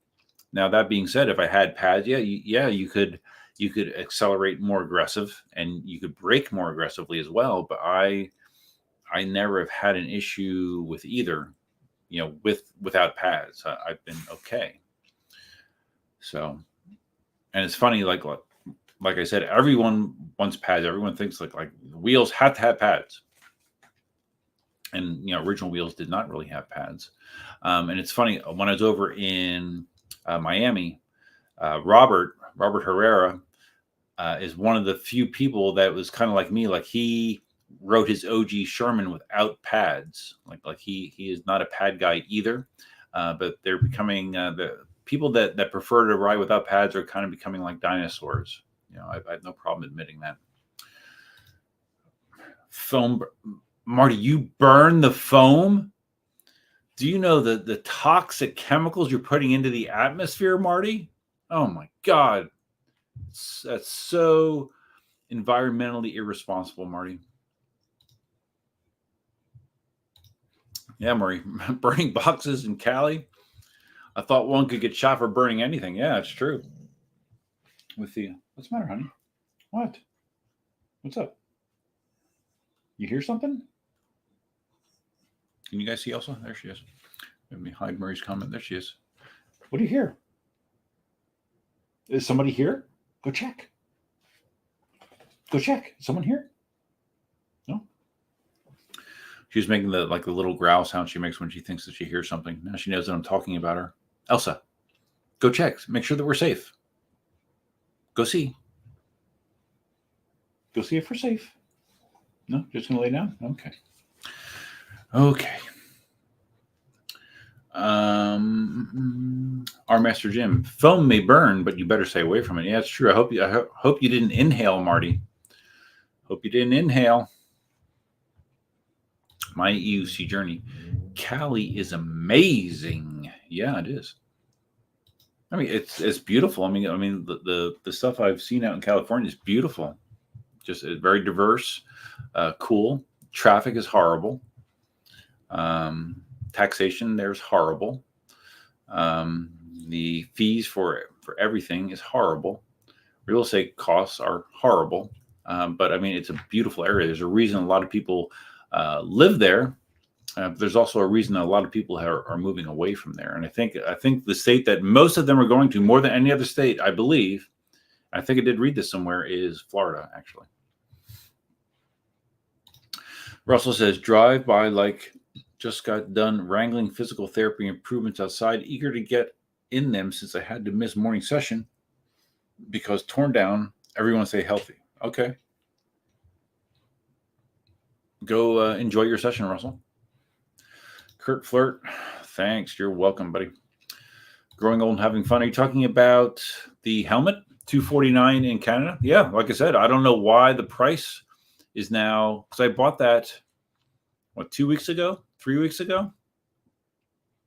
It's annoying, right? When you just miss it. You just miss the discount. Well, that's just like the V8S. The V8S, that awesome deal where they had a coupon for $500 off, that you cannot get that anymore. They had a coupon for $150 off. You cannot get that crazy deal that I got. Like if I look, I'm curious, like if I look now at a V8S, what you can get one for. It's weird. Like with Amazon, you never know when you're going to stumble across these kind of deals. It's weird. All right. So let's see. A V8S now. Oh, wait. Okay. Let me share this again. So, okay, now they're back to $11.99 cost, but they still have the $500 coupon, and you can. Okay, so they have the same deal again. Like a week after I bought this, they did not have that deal. It was a $150 coupon. Now it's back to $500. So you can get $500 off that cost and another 10%. So you can get the same deal I got. So if you're looking for a great commuter wheel, something easy to take in public transportation, but still has decent performance, but it's light, decent range. There you go. You can still get it. Well, you can get it once again. You couldn't get it, but now you can get it again. So that's cool. Super cool. Our Master Dream LS2 Valiant price drop. Yeah. You're welcome. I did not know. Murray says they're $3.99 Australian. Those helmets, really? I'm not quite sure what the exchange rate is between Australia and the United States right now. Our Master Jim says, for once, Canadians win. That never happens. Something interesting? Like I mentioned, the woman I was sitting next to at Carrabba's was from North Dakota. And she said that they're having an issue now where illegal immigrants, the same illegal immigrants that you hear all in the news coming across Texas and California, and there's a lot that wind up in Florida as well. But I guess now they have started, because I guess enforcement at the southern border is difficult depending on where you're coming. Now they're coming in through Canada. And I asked her, I said, like, how are they getting to Canada to come in? What did she say? I'm trying to think. She said that they're taking I don't know, like I could have swore she said they took a bus like from Mexico up to Canada and then came in through Canada. I don't know. But evidently there's a lot of legal immigration that's coming through the northern border, according to her. So I don't know. That's just what she said. I'd never heard of that before. My UC journey. UC advised me to video at the Valiant. Yeah, I mentioned that that's the reason that I got turned on to it. And it 100% has to do, it has to do with two things. The fact that I like to drink coffee when I ride sometimes, and the fact that when I drink coffee, when I was wearing the Scorpion EXO and you put it up, not only does it look dumb, but it catches wind. Like I used to when I lived out in the Estates, I would go to that Dunkin' Donuts, and I'd be cruising down Immokalee Road, doing 30 miles an hour with the helmet up, drinking my coffee, and the thing was just, maybe I have a stronger neck as a result, but it was really catching wind, definitely making me not aerodynamic. And with the Valiant 2, that is not an issue. It is totally out of the way. Simon says, oh, the helmets you bought are Leatt motocross helmets. Okay. We're super cheap on sale. Cool.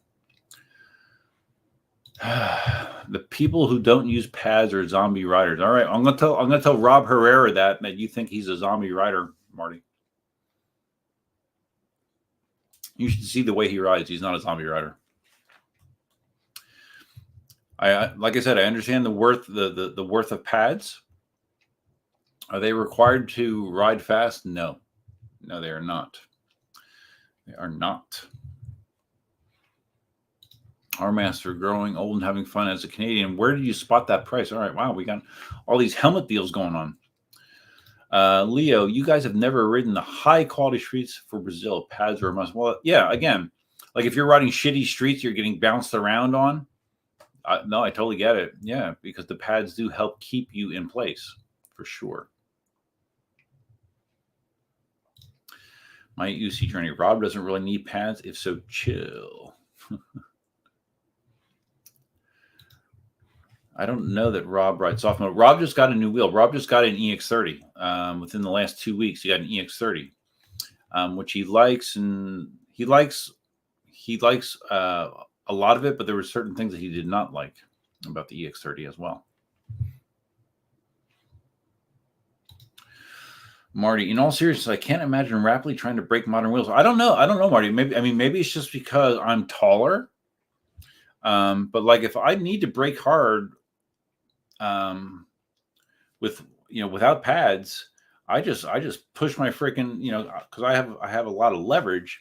I just push the wheel far in front of me, and I have decent sized feet. I can brake hard without pads.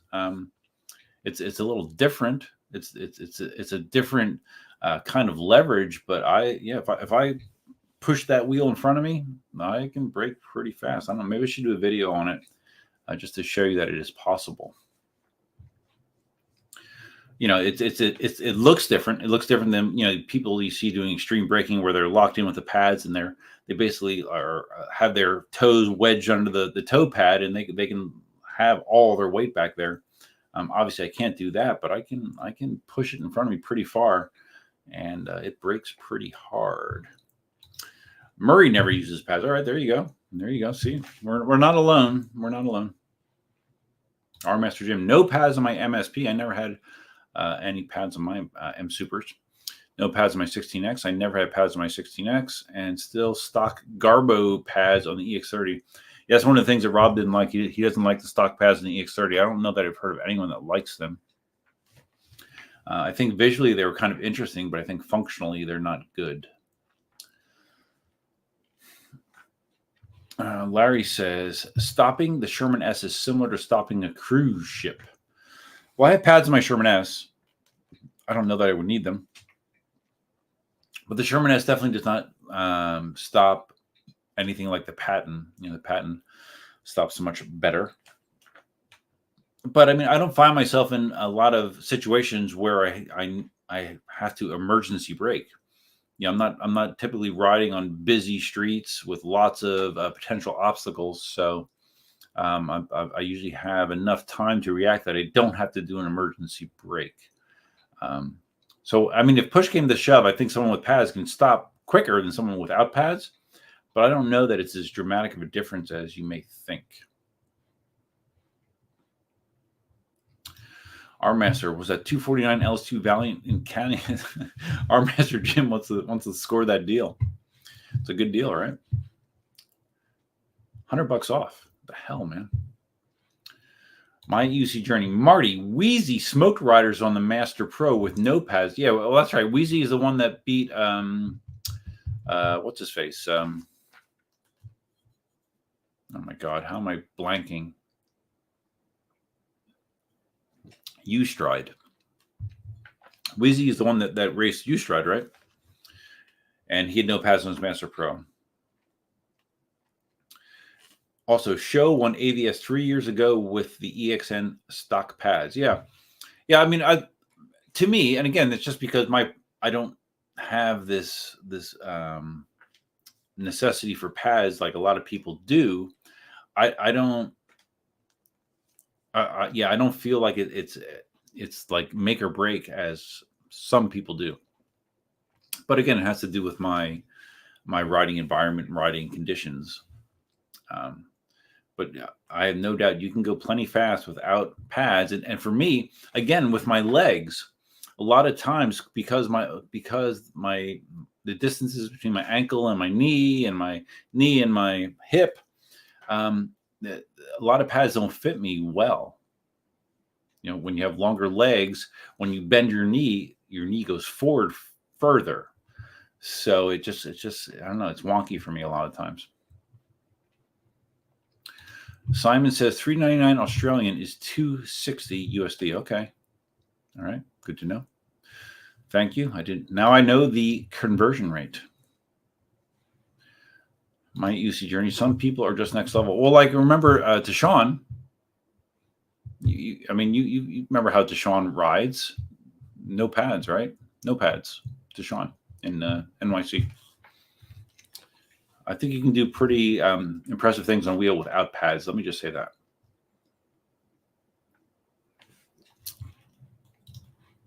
On-air promo, also known as Larry Zarkov. With a chin bar up, I feel like the Flying Nun. Yeah, right. It looks ridiculous. It really does. And like I said, hopefully Marty doesn't take offense to that, because I know Marty's about looking good at all times. But I have to tell you, Marty, when your chin bar is up on your Scorpion XO, you don't look cool. Okay, just so you know. Because I know, like not always, but usually, like when you're talking and you have the helmet on, like you take the chin bar and you put it up, because I guess, I don't know, maybe you think you sound better with the chin bar up because there's no obstructions maybe to the mic, but you don't look cool. Just FYI. Our Master Jim, immigrants from Canada got some frostbacks now. I'm considering it. Yeah, maybe. I don't know. Marty says to EUC Journey, my EUC Journey, stock pads are pads. True. Yeah, like this V13 has the stock pads, and I will leave them on there. Unless they become bothersome, and they're actually a little. Oh wow. Okay, so these are on with adhesive as opposed to Velcro, so they're not that easily changeable. So hopefully it feels fine. I don't know. We'll see, because it looks like there's not a lot of space there. We'll see. We'll see. It's nothing that can't be tweaked if need be.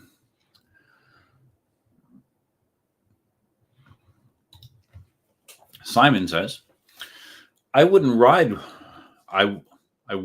without pads these days. I've become pretty reliant on them for braking and not bouncing off the pedals. Well, again, if that's what you're used to, yeah, riding without them is going to feel very, very strange.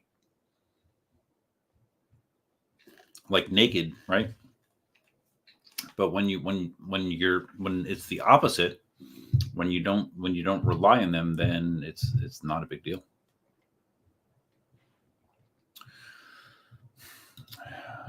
Marty says, you're not supposed to ride very much with the chin bar up. Well, yeah, no duh, Marty. Of course, you're minimizing your protection. For what it's worth, I do like the Valiant design, except for the missing visor. And I do think the Scorpion has a better field of view. You think? What, you think you have?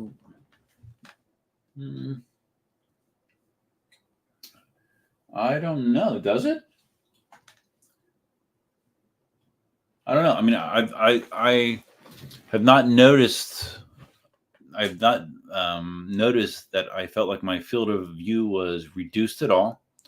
Riding the Valiant, maybe. I don't know. I guess I'd have to take a ruler out and measure the opening. Yeah, I don't, Marty. The only time I ride with the chin bar up is when I'm drinking coffee. Unlike you, I know you don't drink coffee while you're riding, but you do talk a lot while you're riding, and when you talk, you put the chin bar up. So I don't. If I'm just talking, I just leave the chin bar down. Murray, if I need to brake hard, I just go like sitting in a chair. Yeah, well, that's. I mean, I don't have to get down that far, but yeah, I can make it slow down in a hurry if I have to. So Marty said, you bought the Scorpion XO, which is why you bought it originally. What, because of the field of view? Okay. So what, you've tried the LS2 helmets before? Is that what you're saying, Marty?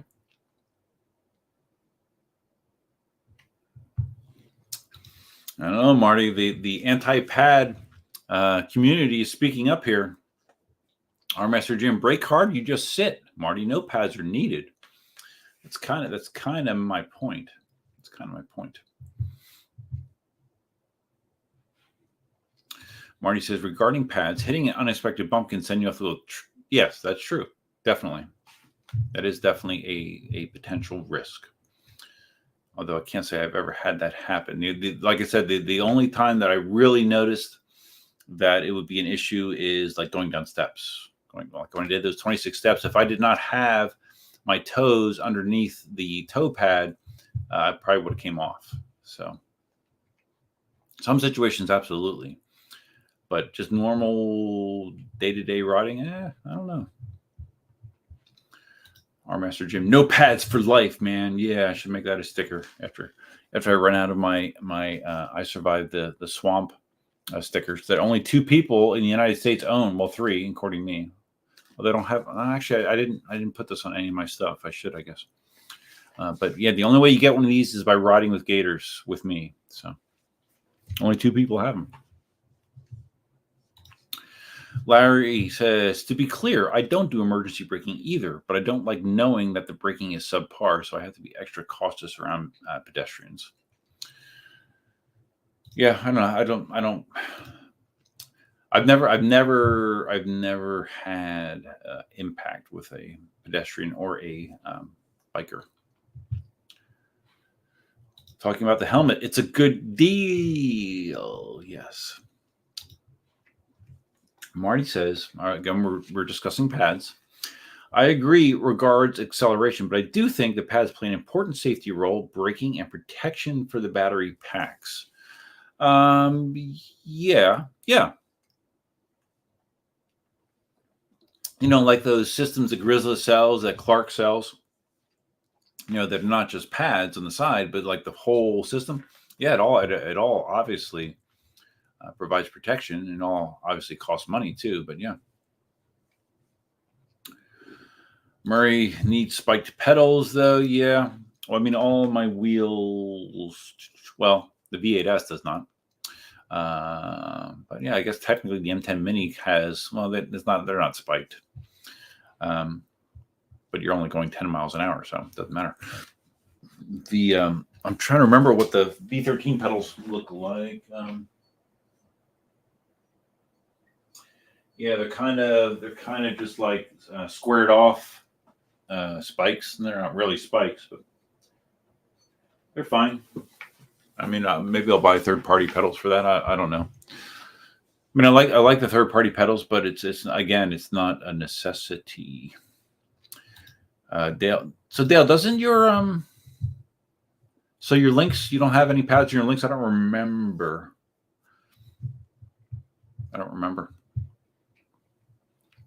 Another issue I used to have with pads is like when I would try to do seated riding, the pads would get in the way. Now, I know that's probably more of a technique thing with me, and also probably related to my long legs, but pads would get in the way for me doing seated as well. What is it? Marty? I wish my voice mod was working. Again, I'm surprised you care about what the helmet looks like, considering you don't care about your looks. From what you say, I didn't say I don't care about my looks, Marty. I just said that. I mean, of course, I exercise regularly. I try to dress okay, but I definitely don't spend the time on my hair that you do. That's for sure. Definitely not. And that the helmet, it's just a matter of fact that when you put a Scorpion XO up, it looks dumb.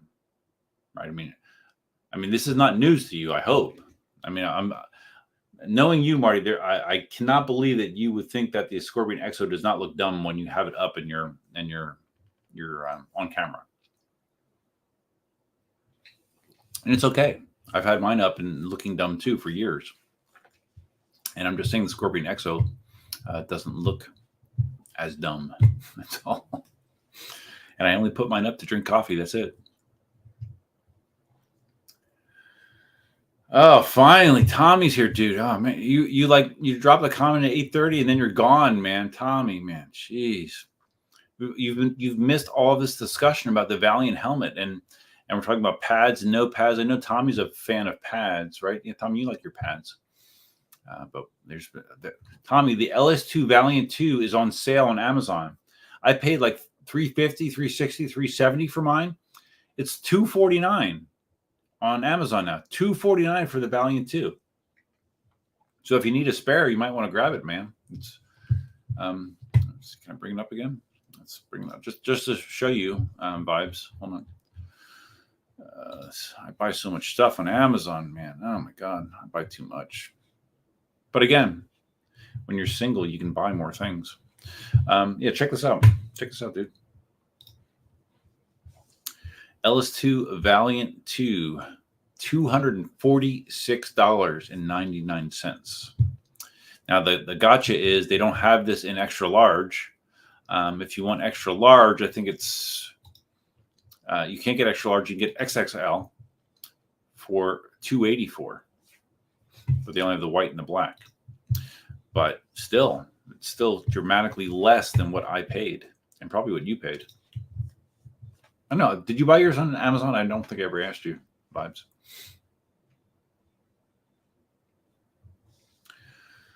I'm just vibes with his emojis. Prime Time Dog. Hey, Duff. Hey, what's up? You got a VR headset on your emoji, I see. Cool. Or your avatar.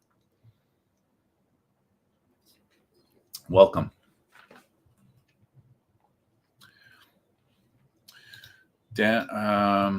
Marty, downward field of view. All right, Marty, you're going to make me do this because they're just hanging on my wall. This is very easy for me to do. I will take these off the wall just for you. All right, let's move this out of the way.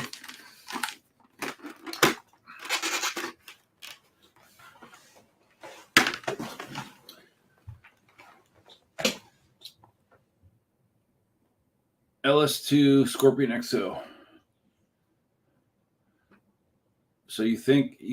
Well, yeah. I don't know. Yeah, I guess the opening on the XO is bigger, right? What do you think?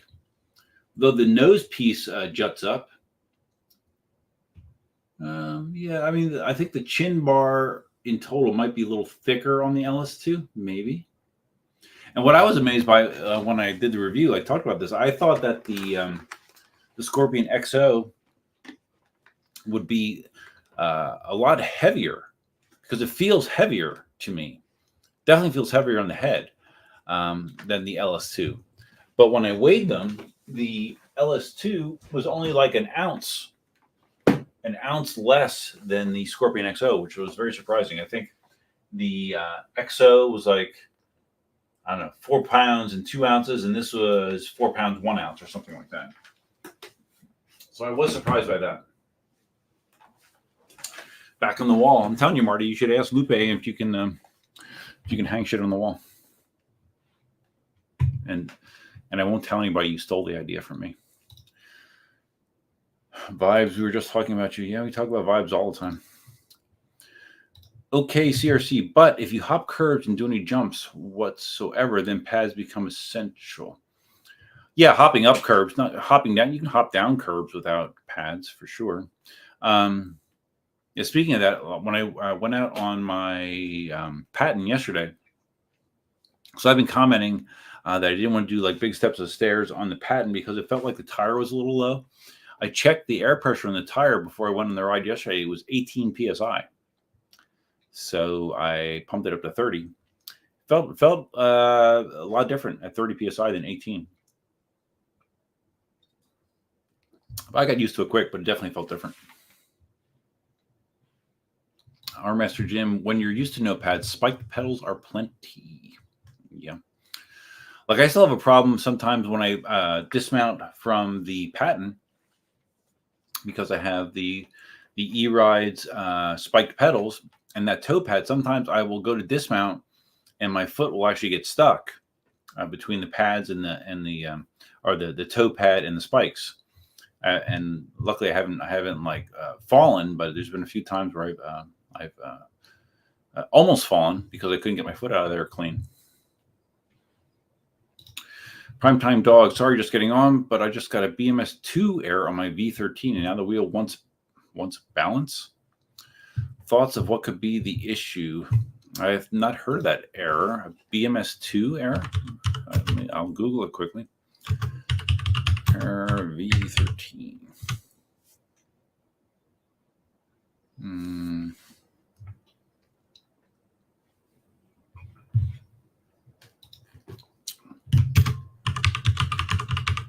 Did that happen after like something specific happened? Like you dropped the wheel, you wiped out?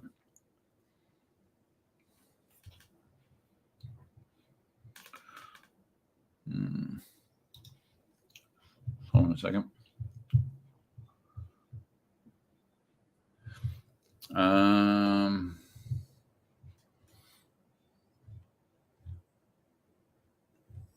Yeah, I'm not sure. I'm not getting any hits on it with a quick Google search. I'm not quite sure. Again, if you have any more information, it might be helpful. I want to see people in chat are offering suggestions as well. Primetime Dog bought the LS2 Black. It's now my favorite. Thanks for showing how to put it on and off by putting up the chin guard. Sure, man. There you go. Marty's losing out. All these people are hopping on the LS2 Valiant 2 bandwagon, and Marty is stuck back in Scorpion Exo world. And there's absolutely no way that Marty will buy a Valiant 2 because I got it first. There's no way he will. Guaranteed he would not do that.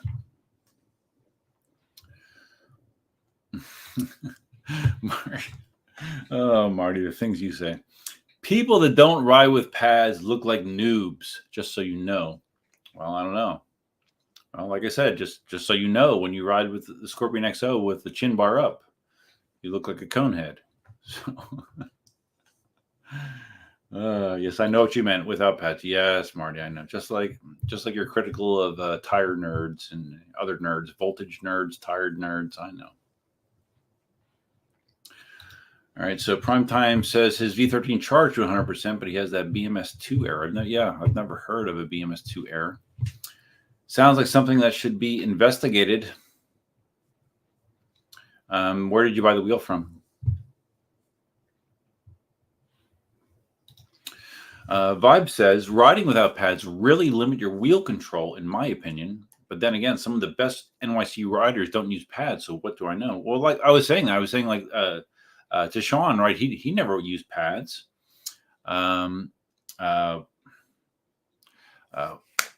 Shit. Who else am I thinking of? Shit. I haven't even finished my second Cayman Jack yet. Chris Yim. Chris Yim doesn't wear pads, right? So yeah, I mean, it's not required to be a good rider. Let's put it that way. Our Master Jim, people that don't ride faster than 28 miles an hour look like noobs, just so you know. Oh, is that a shot at Marty? Marty does ride faster than 28 miles an hour. I do know that. Just not often. Except when he's riding the sexy ET Max. Because it's so sexy, it makes him want to ride faster. Okay, CRC. I use mirrors to attach my helmets, and the peak visor is ideal for that. Yeah, true. And no, it is. That's what I like about the Scorpion 950. Yeah, no, it's true. It is easier to have the mirror on my Scorpion, but what I have on the LS2 will work for me. Dale says the Lynx is the first wheel I've had real power pads on. I used to joke about them being for people that don't have the skills to ride without them. Oh, burn. Well, Dale is obviously a good rider, so, you know.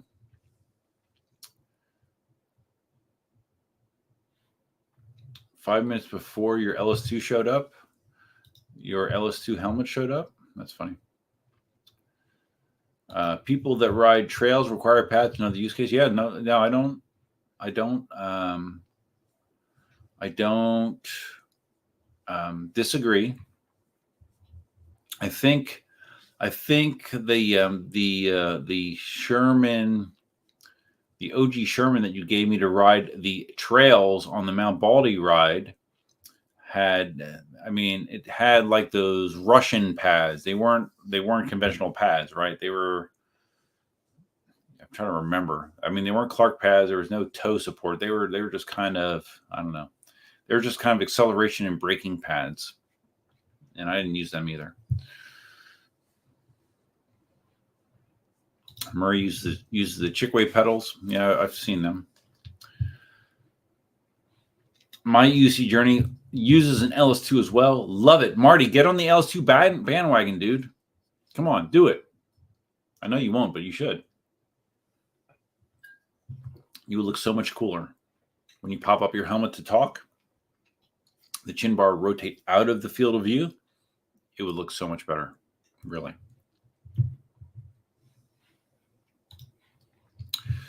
Dale, I learned most of my tricks without pads or suspension. Stairs, jumps, yeah, they help, but anyone that says they are essential doesn't have the skills to do it without them. Hey, I would never question your skills, Dale. That's for sure. You do shit that I would never think about doing.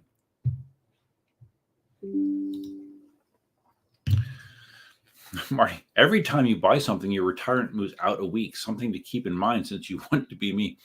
No, my retirement is already set. My retirement will be in about 6 years. I have to be 62. I'll have my full 30 years in. I'll have my full state of Florida pension at that point. So no, I know it doesn't really matter what I spend now. Because you have a pension, Marty? Or are you living off of a 401k? I mean, I'm sure you have a pension with your job. But no, I should be fine. That being said, I do need to be mindful about spending. Everybody does. There's so many people that no matter what they make, they spend up to whatever they make. And I'm trying not to be one of those people. But at times it's hard. Like once I found out that my tax situation was better than expected, I kind of went crazy. And again, another advantage of being single, Marty, is you can go crazy and buy whatever you want, and there's no one to nag you and tell you to not do it. So, yeah, it's another plus. There are definitely pluses. My UC journey, riding without pads. As a rider who used to ride 100% padded, I am just trying to unlock a new skill level. Another skill I'm working on is seated backwards. First time yesterday. Oh, really? I've never done that. I just finished my second Cayman Jack, and it's almost 11 o'clock. Man, so slow. It's crazy. Although I did have 2 beers to Carapaz. So just saying. Oh, man, I just cut my fingernails. I cut them. Oh, shit. I cut them too short. It's freaking painful to try to do a tab. Hopefully it doesn't affect my pickleball game tomorrow. All right, there we go. Oh, now I got Cayman Jack on my hands. Knife. Just wipe it on my shirt. Okay. Yeah, I got that. Dale. So go without shit and hopefully retire before you die. F that. Enjoy your life. It's true, Dale. That's kind of been my attitude about things. So, Marty, are you excited about me coming out there in July? July, right? Yeah, July. I hope you are. If potentially I could see me coming out in July, and if I don't want to retard my retirement too much, I could come out again in December for Larry's December party. For the first time, I'd be coming out by myself. I wouldn't be coming out with a significant other that would F up my life. It'll be a new experience for me. If I do come out again, though, I think I'm going to stay in Downey because I do like being close to you. My UC journey, 25 PSI is my sweet spot. Okay. Not ideal, again, if you're doing steps or off-road or going big curbs. Okay, so your error is BMS number 1, the error on your V13. Okay.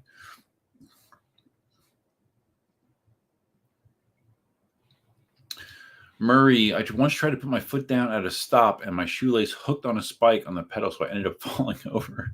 That sounds like something I would do, Murray. Primetime dog, I was having a rattling noise. Really?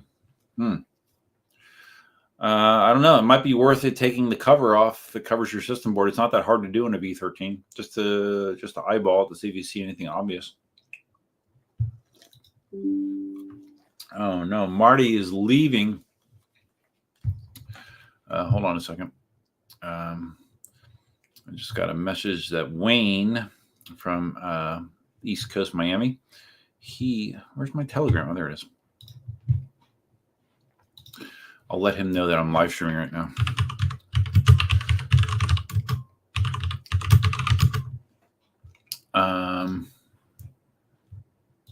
Yeah, Wayne's a cool dude. Wayne's the one that came over. I went over and rode Miami with him and a bunch of other people and Dawn. And then he came over the following day and rode the swamp with Dawn and myself. And I've talked to Wayne a number of times since then. Wayne's a good guy. So anyways, I didn't want to get anyone upset, but Marty is off to watch an episode of The Third Body Problem with Lupe. I don't know what that is. It sounds, I don't know. Is that a porno, Marty? I don't know. That sounds sexual, right? The Third Body Problem? I don't know. This is definitely a new name because I would remember this name. Arlington Roll. Is it Roll or Rolle? Or I don't know. Arlington. Can someone do an in-depth Pagode master tube change? I've run through 4 tubes. I've done a number of tire changes. That's not something specific to a master. There have been a couple of videos lately where they've been promoting using the zip tie method. I don't know why my brain is working slowly. Zip tie method, where basically you get the tire off, take the old tube out, and then you put the new tube in. You have the valve sticking through, and then you use twist ties. I don't know how many, not twist ties, zip ties. They use, I don't know, 10, 12 zip ties, and they tie it shut. And that does 2 things. That because now the tire is pinched to a little sharp edge. What you can do is, if you ever look inside your rim, it's kind of a V shape, right? It's kind of a V shape. So if you get the tire down into that V shape, that channel, you have more slack to be able to fit the tire over the rim. But because those zip ties are around the tire, it allows you to get it in there without damaging the rim. So basically, you get the tire completely on with the tube inside of the tire. You push it down onto the rim. Obviously, you got to make sure that the valve goes through the hole. But then once you have it in there, you just cut the zip ties and pull them out. And your your tube will be unaffected. There's been several people that have done that lately, and they've had good success with it. I think Finn actually was the most recent one that has done that technique. I've never tried that technique, but it sounds viable. My technique lately, because I've punched holes in a bunch of tubes doing tire changes, and it pisses me off. Like whenever I use my metal tire spoons, I always F up the tube, always. So what I've resorted to lately is just using brute force and basically having the wheel down on the ground and using a combination of torque with my wrist and my body weight, like getting my knee on it to push it down, just so I'm not using tools to avoid cutting the tube. But that zip tie method seems to be another way to do it. So you might want to look into that. That's probably a good way to avoid tearing your tube. It's frustrating. I know. Believe me, I know. Our Master Jim, 3 body problem, latest Netflix business. Okay. Yeah, I don't know. What's it about? Do you know? Do I care? I don't know. I've been watching, let's see. I've been watching Shogun. Larry actually suggested Shogun to me, which is on FX. I'm current with Shogun. There's some more episodes of that. That's about Japanese dynasty back in 1600s or something like that. It's good, based on a book. And I am watching. I just started watching. Is it called Coach Prime? Prime Time. It's like a documentary that Amazon Prime did for Dion with him coaching his first year at Colorado. I am 2 episodes into that, so I've been watching that lately. It's good. Prime Time's in contact with eWheels. I uploaded my log files. Good. Well, that's. I'm glad that you are dealing with eWheels, because yeah, they'll take care of you. That's good. Primetime Dog wants to retire and move to South America and live well. Yeah. Well, yeah. Well, South America. How about the Philippines or Thailand? Right.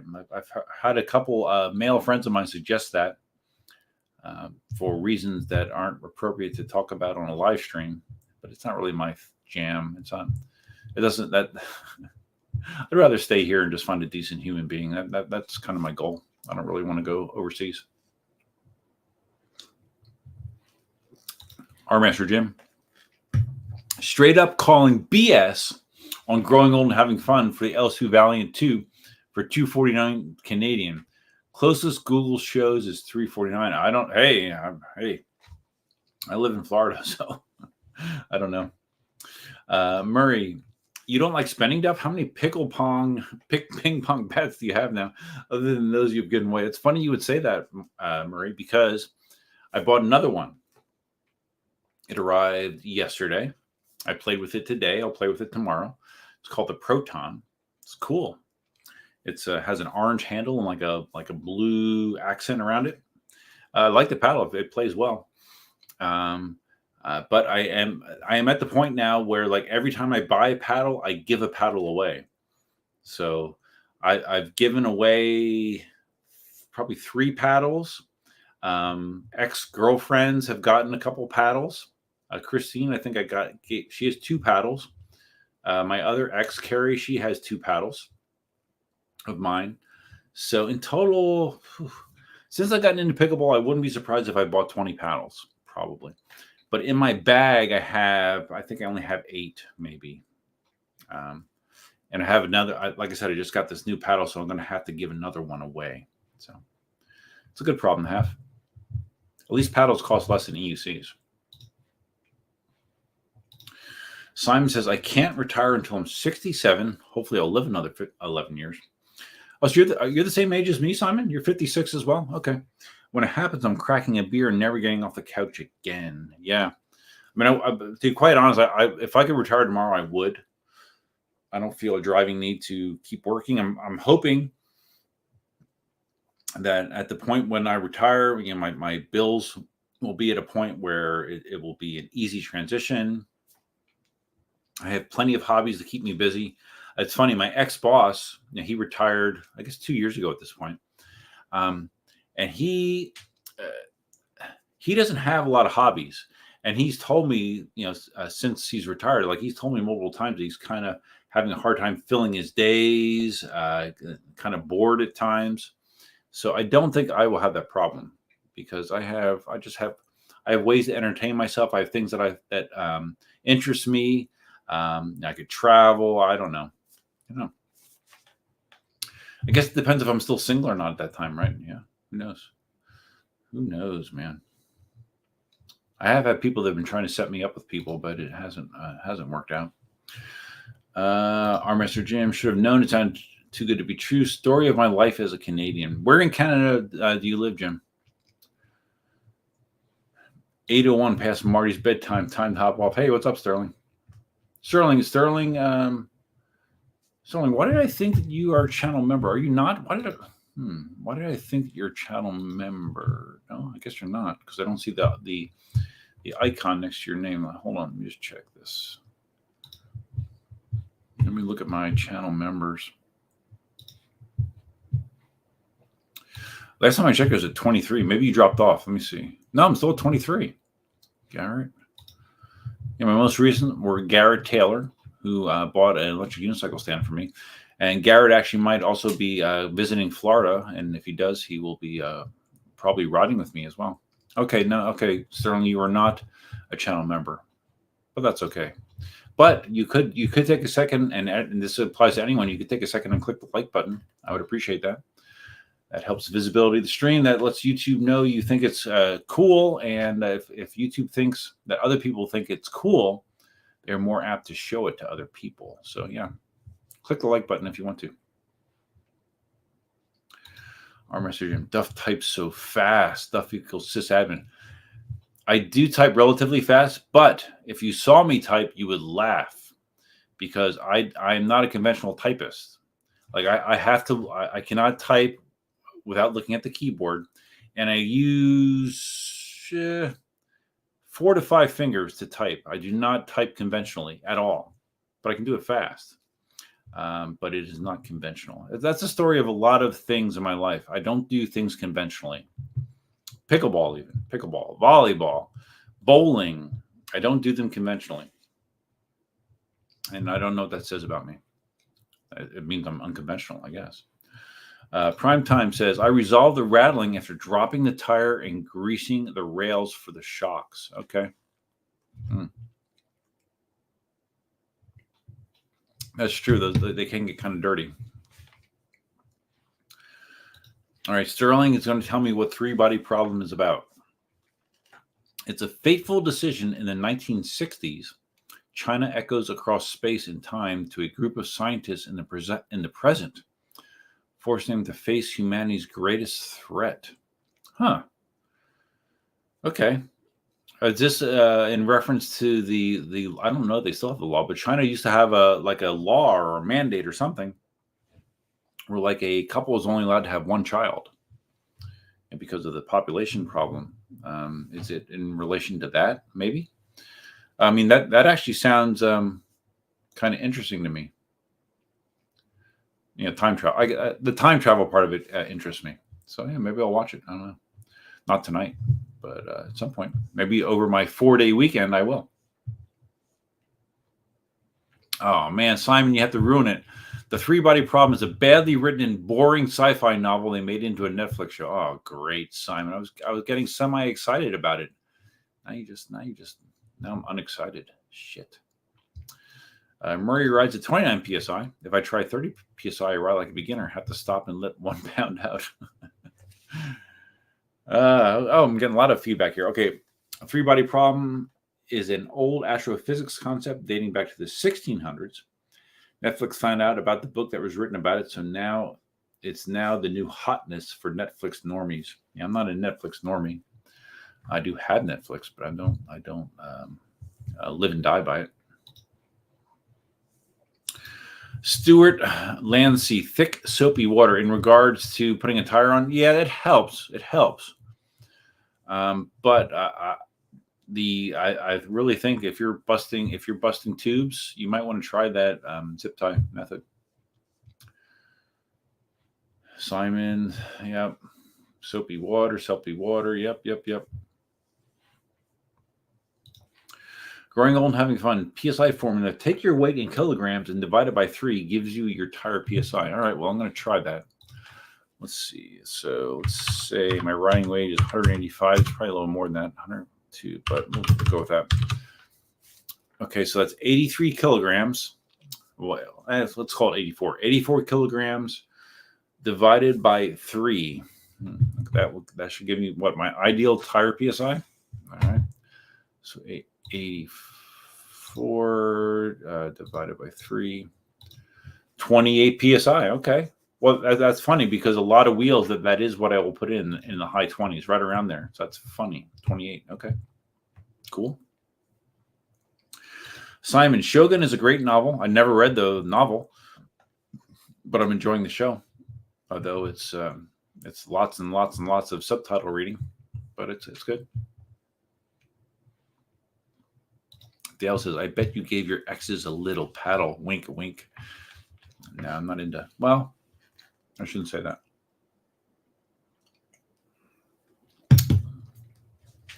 There was some paddling without a paddle.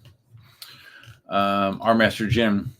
Oh, our Master Jim's really pissed about this helmet thing. You're still here, growing old, having fun. So where did you dig up that 249 Canadian LS2 Valiant 2? I don't know. He might be pulling a Marty on you, Jim. He's not gonna answer you. The Gooch. Oh, what's up, everyone? Hey, Duff. I just got done with a 29-mile ride on my Sherman S. Nice. I got my E-Rides pedals, and I'm starting to feel the flow. I picked up the PID Zone finger horn a couple weeks ago. Yeah, you commented, right? You commented on my video that you got it and you like it. Yeah, it's cool. It's great. 3 volumes and like 5, I think it's 5 different types of sound. I think it's great. I just put pieces of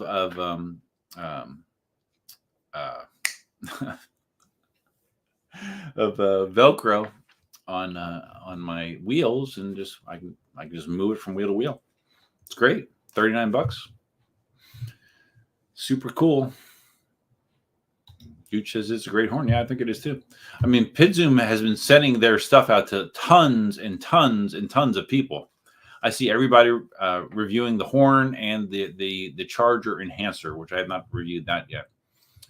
Which is valuable if you're using like a stock charger, because it gives you stats you wouldn't have otherwise. With a Roger charger, I get a lot of those stats already. But if you're using the stock charger, then it is definitely cool. The only gotcha is you have to have the right adapters for your wheel.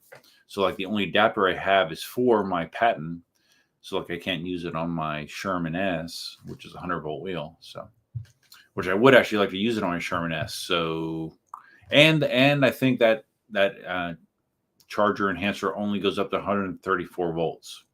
But supposedly they have another version that's going to support higher voltage wheels as well. So Jim lives in southwestern Ontario, near St. Thomas, Ontario, in between Windsor and Toronto. Okay.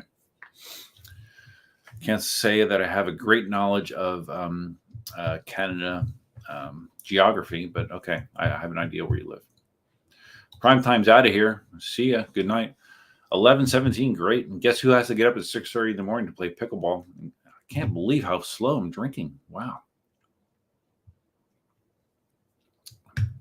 It's amazing. Our Master Jim, that's some fast hunt and peck typing. Well, again, it's hunt and peck and it's not. I don't know. I've been typing the same way for freaking 35 years or whatever. And I don't know. You do anything enough, you get better at it, right? So even if you're not using official typing technique, you can type fast. You definitely can. Dale, of course, Dale can type 400 words a minute. Of course, Dale. Of course you can. With only 700 errors. Good job. Murray types exactly the same as I do. Have to look at the keys. I type fast, though. Yeah. Yep. Jim says the blurb from Sterling was Netflix descriptor for their show on the topic. Oh, I see. Oh, I see. Okay, so that was Netflix's description. I gotcha. Gooch says I've been running the PSI on my Sherman S at about 23. I had it at 28 to 30, and it felt like it was a bit harder to carve. Yeah, it's interesting. Like when I, like I said, my Patton was at 18 PSI for some reason. And when I put it up to 30, it did feel less carvy, which was kind of surprising to me, because I would think when the PSI is higher, you have less tire making contact with the road, and it would actually feel more carvy. That's kind of what I expected, but it was not what it turned out to be. But that being said, it still felt good, and I got more accustomed to it as the ride went on. But it was definitely different. Definitely different. Sean, does that weight include wheel weight? Oh, talking about the PSI? Yeah, probably not. Probably not, because wheel weight is going to vary. Humble Schizo, what's up, Duff? I made it. What did I miss? Well, I started at 9 o'clock, and it's now 11:20, so you missed a lot. You do see the V13 behind me. I unboxed the V13. I verified that it works. The V13 did evidently take some damage to the kickstand. The kickstand that came with it got a little bent during shipping. Got a little bent. That's okay. So I had to get the kickstand off before I could turn it on to balance it. But otherwise, the wheel seems a-okay. I've not ridden it yet. This wheel does have a seat. I have a yoga block here. When I try to ride seated on it, I will probably attach the yoga block to it as well to raise it up. I don't have great ability in my knees to compress, to bend them this way. I have, like scar tissue in there from various knee problems I've had over the years. So I might try to do it with a yoga block attached. We'll see. We'll see how it goes, because I really haven't ridden on a wheel consistently much and since I had my Monster. Really, my Monster was my Monster with an extended seat. And actually, my original Sherman, I had this extended seat, and I could kind of ride on that seated as well. But I need a high platform to ride seated comfortably. Larry, the book is better than the TV show. Jury is out to whether 1980 ABC miniseries is better than the current show. When is that not true, Larry? Seriously. When has any movie or show been better than the book? Has it ever happened? I don't know. If it has, I'm not aware of it. Dale runs 40. You run 40 in your links, really? Well, with the stuff you do, Dale, I get it. But when I go high PSI, 40, when I go fast, I have a real issue with stability if the tire pressure is too high. It just does not feel stable when the tire pressure is too high. So if I'm going fast, I want my tire pressure to be in the 20s typically. If I'm doing hard surfaces, not crazy riding, I want lower PSI, not higher. That's just me. But that's been universally true on pretty much any wheel I've ever ridden, that if I'm going faster, I want the PSI lower. Our Master Jim wants that cheap effing Valiant 2 helmet.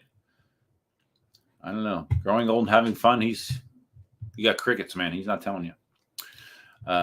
Gooch says, I'm not sure if the PSI formula works for me. I weigh 260, which is 118 kilograms. That would be 39 PSI. Yeah, I don't know. Well, it's just recommended. Doesn't mean it won't work without it. Hey, Vibes is here with some emojis. Vibes is here with the emojis. Simon says, thanks to Larry, I will hunt down the Mary series. I was pretty obsessed with the book after I read it. Yeah, I vaguely remember the miniseries in the 80s, Larry, vaguely, because I was young in the 80s. Yeah. Our Master Jim, Bob Yan has ventured off into an interesting space with PidZoom. Their products are arguably useful. Yeah. At least what I've seen, that they're good products. They're not cheap Chinese shit. They're well made. They're well engineered. Yeah, I think he's onto something. Murray, grab a gummy. Yeah, I'll probably do a gummy tomorrow night. I did a gummy. Well, they're not gummies even. They're chocolates. What I primarily take. I took one Thursday. Like when I take one, it has two advantages to me. It helps me sleep, but it also helps like if I took it Thursday because I played volleyball Thursday. Usually volleyball beats me up physically. Usually kind of helps me with inflammation and all over body pain. So I'll take one if I think that I might be dealing with that. So it serves purposes for me. I've had two this week, and like I said, I'll probably have another one tomorrow. Of course, I have my card. It's legal. It's legal. I'm legal. I'm totally legal. Our Master Jim, I'm located further north than half of Northern California. Yeah. Okay. That's funny, right? Gooch is up in Upper Peninsula, Michigan, a little town called Escanaba, right on Lake Michigan. Today was the best day of the year so far, 52 degrees. Yeah. The woman I talked to at Carrabba's tonight that's from North Dakota, she said, because I said, oh, wow, it has to still be cold up there. And she said in North Dakota today, it was 65 degrees. I'm like, oh, wow, bonus. That being said, it's not going to stay that warm. But yeah, at least today it's warm in North Dakota. Larry says to Simon, the focus on the Hulu show is very different than the book. Also, they've changed some stuff. There are 3 episodes to go, so we'll see how it works. Yeah. Well, I mean, I like the women in that show, right? Well, I don't know, Larry. Are you into Asian women? I don't know. There's some good-looking women in that show. Let me tell you. I'm a fan of, what's her name? Mariko? Mariko? Yeah. Yeah, I like Mariko. Babbitt the Wabbit, not that anyone would care, but Three Body Problem was a long sci-fi trilogy called A Remembrance of Earth. Did not know that. Did not know that. Simon says, "Who's handing out gummies?" Yeah, I don't think I even have any gummies. I have this chocolate stuff and I have like mints. Maybe I do have gummies. I don't know. I have a lot. I have a lot of stuff. I mean, I have way more than I use. I don't know. Maybe I need to use more. Since I'm single, I can do whatever I want, right? Vibes. I don't have to look at the keys when I type things to Mario. When I type things, thanks to Mario teaches typing video game as a kid. Okay. Cool Vibes. Cool, man. Hey, Vibes, have you been doing... how many of you people watch Vibes channel? Or you should subscribe to Vibes if you don't. You see Vibes on YouTube. And please click the like button if you haven't already, by the way. The one morning, like Vibes does these crazy things on his channel. Like he was like basically like being a poor man's MTV the other day, just like showing videos and shit. And then he had his live subscriber count on there, and he was getting subscribers. Like the people would just hop into his live, and they would subscribe, because they liked the music he was playing or the video he was playing. And but then after he closes these live streams, he hides them from his channel, because he's playing like commercial music and stuff. And I guess that it would probably get demonetized, but he's just using it as a tool to get more subscribers. So that's not bad, because Vibes is up over you're over 3,100 subscribers, Vibes, right? You might be even higher than that now. Let me see what UC Vibes is up to. Let's see what the Vibes is up to. UC Vibes. 3.11K subscribers. Nice, man. Slow and steady progress. That's good, dude. Babbitt to Wabbit. Oh, you translated from original Chinese. Okay. That show, the 3-body count, a 3-body problem. Gooch, I can't wait to see some V13 videos. Yeah, you will. Yeah. I mean, even though I did my normal tests on the V13 when I had the demo, I'm gonna be doing lots of riding the V13 for sure. For sure, it will see a lot of road time. And Simon says to Babbitt to Wabbit, I got halfway through the second book and gave up. Maybe something was lost in translation, but I just couldn't get into the story. I wish I read more. I don't read enough. And usually when I make myself read, I enjoy it, but I don't do it. All right. So Larry's giving me some examples where the book is not as good as the movie. Wizard of Oz book is awful, and Dracula the book is the same. Okay. I haven't read either, Larry, so I have to take your word for it. And I don't plan to read them, just FYI. Gooch says, the other thing I noticed when tire pressure is around 28-30, I get more braking wobbles. Yeah, it could be, I guess.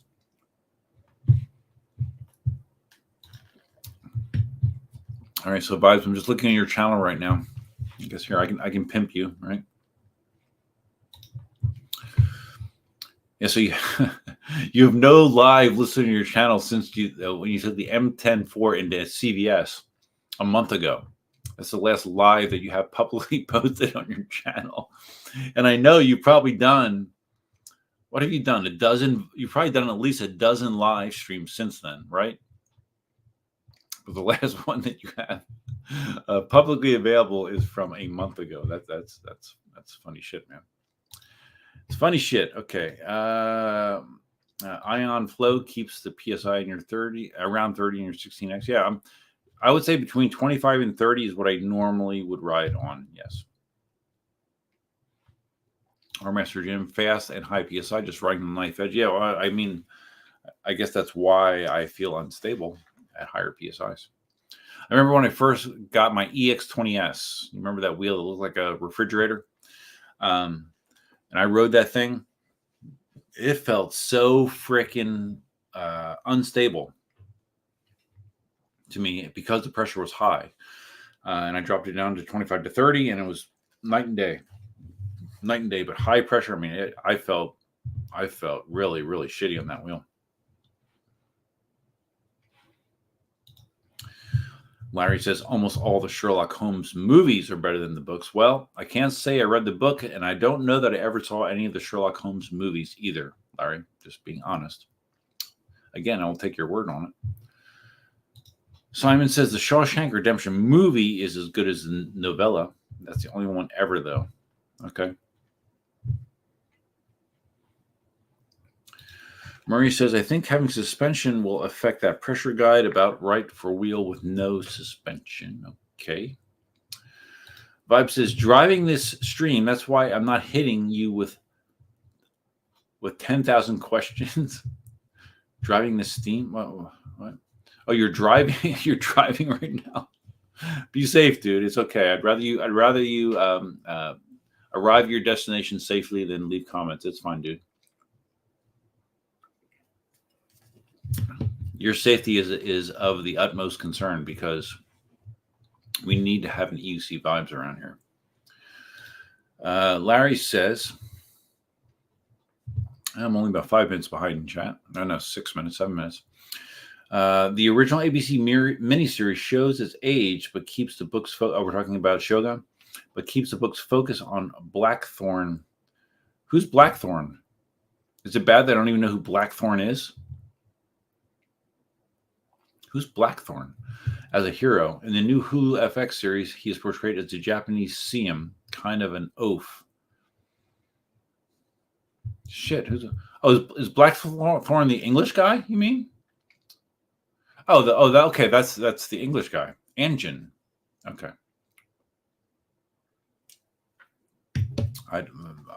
Somehow that his name is actually Blackthorn went right over my head. Hard gummy stream tomorrow's. I've done a stream after taking something, and it didn't debilitate me. Chocolate over gummy. Well, actually, one of the advantages of the chocolate gummies is, and I didn't know this, and I've talked about this before, I believe, is edibles are more effective when you have them with saturated fats. And chocolate is a saturated fat, has saturated fat. But like if you have cheese with it or something, it actually enhances the effect, which I did not know. Someone at the dispensary told me this. So yeah, it works. It works. Vibes gummy stream. I told you I've done it. I can do another one, I guess. Maybe I'll double up the gummies. Maybe it'll be worse. Murray, into Asian women, and no, yeah, I know where you're going with that. No, I've always liked Asian women. I dated one briefly back in 2012 after I split from my second wife. I mean, she was half Korean, so yeah, Asian, I guess, right? But Asian women are attractive. On-air promo. I'll tell you the story about meeting James Clavel in a text. I don't think anyone here would give a shit. Okay. Who isn't into Asian women though? I think there are. I know, like, there's a guy that I talked to at the gym, and we were talking about women, and I told him about my feelings about it, and he is not into Asian women. He said something like, "Oh yeah, once they cross a certain age, they're not that good looking anymore." And I'm like, I don't know about that. I've seen Asian women that are older that are still good looking, so I don't know. But this guy has very, very, very high standards, so I don't know. Smokable, yeah. I never smoked it. I don't smoke it. PJ Wares, Guten Abend, Erduff. I'm seriously considering mailing you a box full of jalapeno Cheetos and jalapeno mac and cheese so you can try them. Okay. Yeah, if you do, I'll try them. Sure. I'll record it just so you know that I did it. I'm not afraid of trying hot stuff. Gooch watches UC Vibes. Everybody should. Everybody should subscribe to UC Vibes. Humble Schizo, does the chocolate shrooms have the similar perks as THC CBD edibles? To Vibe, send us some Mr. Mushies. I don't know what that is either. You know what? One of the things I want to do during this 4-day weekend is one of the things I did with Wayne and Dawn when they were here is I had my first boba tea. Haven't done it since. I'm getting a hankering to go do a boba again. So maybe I'll do that too. I'll add that to my list of things that I want to get done over these next 3 days. Spartacus, live vibes are epic. They are. You never know where they're going to go. You never know where they're going to go. A bong stream. Well, I'll let that up to you, Vibes. You can do the bong stream. Larry said, no spoilers, but in the book, Fuji, called Fujiko in the book, is very unattractive, which is a plot point that I won't spoil. Mariko is pretty accurate. Yeah, Mariko, thumbs up.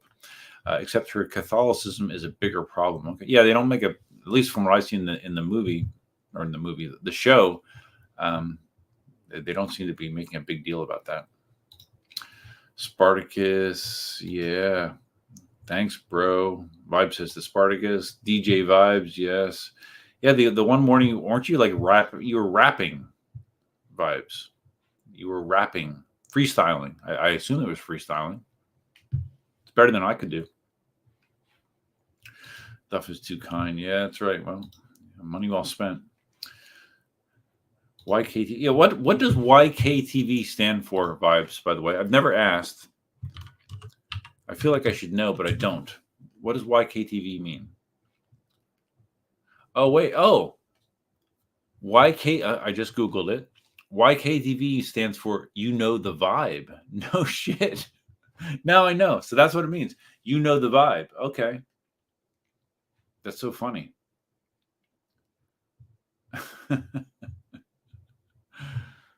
Okay. Wow. All right. I learned something. I learned many things tonight, but I've learned something else new. Vibes is at the McDonald's drive-through. Okay. What are you getting, dude? When I go to McDonald's, the only thing I normally get is I get the fish, the McFish, or what's the fish sandwich? What's the big fish? No, fillet of fish. Fillet of fish. Yeah, the fillet of fish. Yeah, if you want to fillet of fish, medium-sized fillet of fish. I don't like to go large, because McDonald's food is pretty much trash. But a fillet of fish is what I would go for. The fillet of fish meal, which I would get the medium fries, and I usually would get a regular Coke because regular Coke has sugar in it, but doesn't have some of the artificial sweeteners that are basically poison as well. So, just, if you want to get that and just ship it down to me. Shamrock Shake. I think I had Shamrock Shakes as a child. I don't think I've ever had them as an adult, Jim. Chocolate shake, yes. When I was young, I used to my meal whenever I would go to McDonald's, because as a kid, McDonald's was the shit. I mean, McDonald's was like going to freaking Wonderland. When I go to McDonald's, my meal used to be a hamburger, French fries, and a chocolate shake. Maybe 2 hamburgers. Probably as a kid, it was probably only 1. It was always a chocolate shake, not a soda ever. Always a chocolate shake. And I used to take my French fries and I would dip them in the chocolate shake, and then I would eat them. French fries with chocolate shake on them. Don't ask me why, but I did, and I used to look forward to it. It was an interesting combination. Ion Flow, great chat, y'all, but I'm wearing down, so I'm out. Good night. No problem, buddy. I'm wearing down too. I'm gonna finish this Cayman Jack, and I'm gonna probably call it a night because I got to play pickleball tomorrow.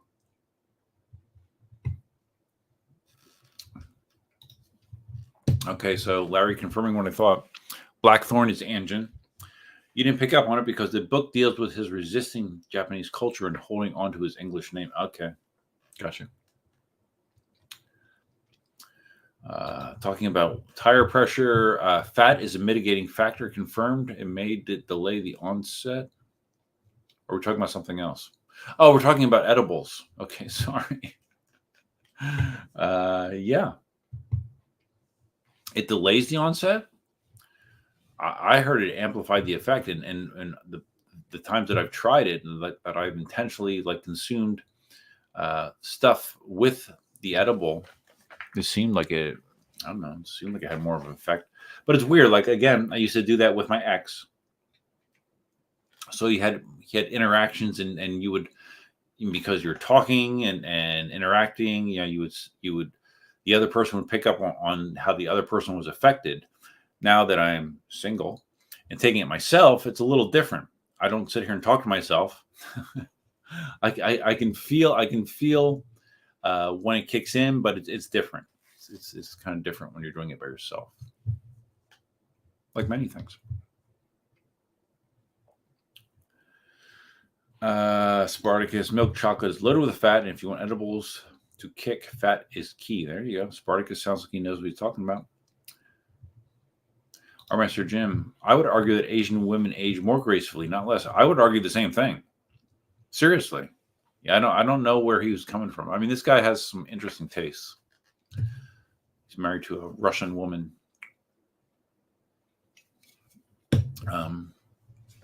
Yeah. God, I think the first Asian woman that I was attracted to, I think I was in I don't know, 5th grade, 4th grade. There's an Asian girl in my class. I'm like, oh yeah, she's really cute. Started at a young age. Larry had a 5-year relationship with a half Japanese, half American. She was gorgeous, but had a lot of issues with her split racial identity. Really? Yeah, like what? She didn't identify. She couldn't identify as Japanese or American. I don't know. That sounds like a best of both worlds to me. Bubble tea runs are great. Yeah. The only problem is the place that I got bubble tea with Wayne and Dawn was, now, I mean, it was closer to my old house than this house. It's probably 15 miles away. That doesn't mean I can't go. I could use full self-driving my Tesla to get me there without me doing a damn thing. Vibes. Yeah, I was getting like 200 live viewers by streaming vertical, and I would end the live stream and restart it just to prove the point how vertical is being pushed by YouTube. That's funny. Well, yeah, you did that the other day. Yeah, it's funny. Like, again, it was early in the morning, and Vibe said, okay, well, look what's going to happen. I'm going to end the stream. I'm going to restart it, and I'm going to get over 200 simultaneous viewers. Like tonight, I think the most viewers I've had simultaneously is in the 40s. But he did. Yeah, you got up. You were over 200, right? When you finally logged out. He was streaming his music videos, and he stopped it, and he started, and bang, he within a few minutes he was back up over 200 live viewers. So definitely, I didn't go vertical tonight because I knew I was going to have the V13. And I wanted to have more stuff visible on stream. When you're streaming vertical, it's very, very narrow, and it's not good if you want to do anything else other than just talk to the camera. Simon says vertical streams are troll invitations where people show up. Yes, that's confirmed.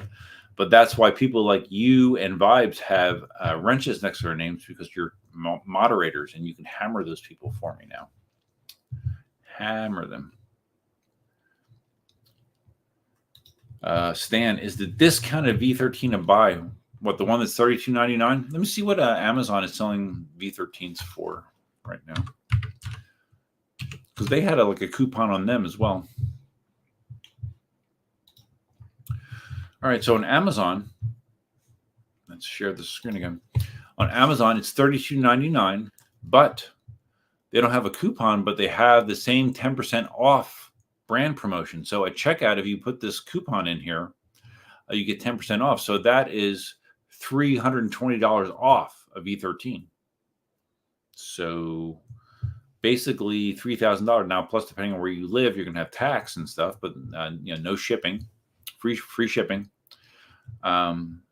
So you can, it's still a good deal, considering that when the V13 came out, the intro price was $4,000, and then it was supposed to go up to $4,600, but the sales were not high enough to to actually sustain $4,600. So I don't think they ever actually sold for more than like $4,000. But look what it says here on the description. Maximum speed of 87 miles an hour. Isn't that kind of weird that they would post that on Amazon? The wheel doesn't go 87 miles an hour, obviously, with a human being on it. So it's interesting that they would promote that. But it's a good price. Now, the issue is, if you have a problem with it, how good of the support or how much support are you going to be able to get from them, from the seller on Amazon? I don't know. Although you can get a 2-year protection plan for $139. Interesting, right? I mean, I reviewed in short order the Sherman S, the V13, and the EX30, those 3 wheels. And I did reviews comparing all 3 of those wheels. And out of the 3 wheels, I said that the Sherman S was my favorite wheel for a couple of reasons. Because the suspension was better and it got better range. A 3,600 watt-hour battery. I got around 70 miles on my range test with the V13 with a 3,000 watt-hour battery.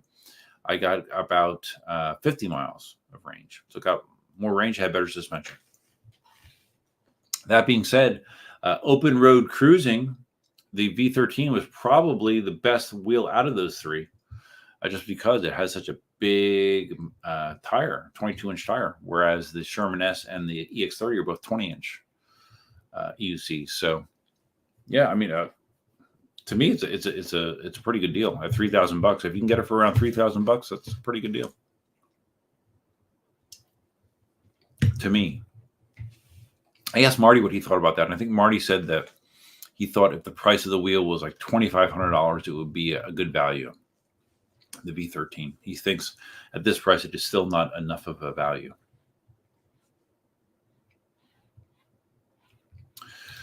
Vibes at McDonald's got a McDouble with Big Mac sauce and small fries and a Diet Coke.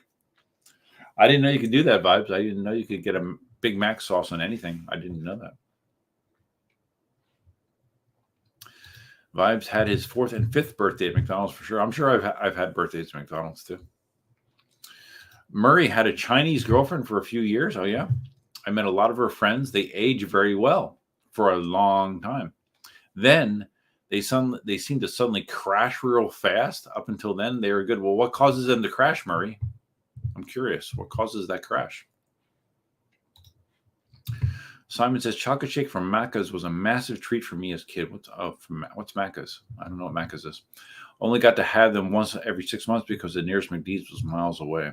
I assume that's a chain in Australia, I guess. Jim says, if your body has to metabolize additional fat, then the effects of fat-based THC are likely going to be delayed. Okay. Murray, the ice cream at McDonald's is actually pig fat ash. Pig fat burned to powder, then wet and frozen. That's why they never call it ice cream. Now, come on, Murray. Come on. All right, I gotta search that. That can't be true. Come on. McDonald's ice cream, pig fat ash.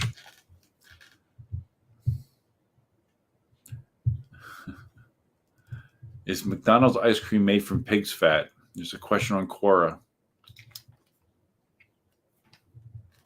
I don't know that you can see this, but all right. No. McDonald's ice cream is not made from pig fat. The ice cream at McDonald's is made from ingredients such as milk, sugar, cream, and a few additives to improve texture and shelf life. There is no pig fat used in the production of McDonald's ice cream, Murray. Good try. Gooch, do you ride with any tilt to your pedals? Today I was experimenting a bit. It seems a bit of tilt forward is kind of cool. Tilt forward helps you with acceleration a little bit. I've messed with it. I typically don't, though. I typically will ride flat, 0 degrees, but I have messed with it. Jim says, YouTube vertical and shorts are hot derp garbage. They might be, but they get you more views. Larry says, okay, about his Japanese American girlfriend. Debbie never felt a part of the culture and thought she was a freak. Really? Well, you should introduce her to me. Always thought Japanese rejected her and Americans rejected her. It was a big problem. She was very paranoid about it. Really? I don't know. Sounds a little self-absorbed, right? Come on. Don't worry about so much what other people think. Vibes loves women of every single race. That's right, Vibes. That's right. There's beautiful women of every race. That is true. I agree with that. Murray sets his wheels at 4 degrees up. Really? Oh, yeah, that would annoy me. I wouldn't like that. Larry says eWheels has the same deal as Amazon, the V13 or V13 Pro. Not sure if they charge taxes, but I think they ship free. Yeah, they do ship free. When I checked a couple weeks ago, they did not have that same deal on the V13. So that's good that they are now.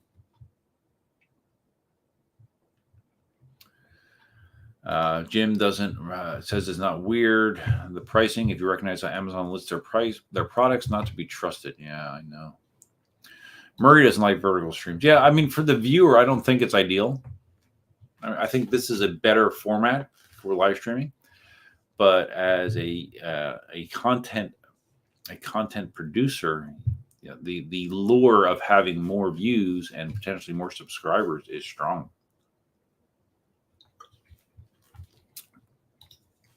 So Murray is saying that Asians age really fast, really? Again, I haven't seen that. I've not noticed that, but I've never had an Asian girlfriend for any period of time. So Jim says Macca's is McD's. Okay. Oh, okay. In Australia, McDonald's is referred to as Macca's. Okay. Interesting. All right. Thank you. Russell Zauner, the ice cream cones are made of chicharrones. Simon, the hot apple pies are made from chocos, not apples. Okay. All these McDonald's conspiracies. Jim, McD's. So remember they used to say that the hamburgers were made of horse meat too. I remember hearing that one too. McD's soft serve. Let me just see else over here. Let me go here. Check this out.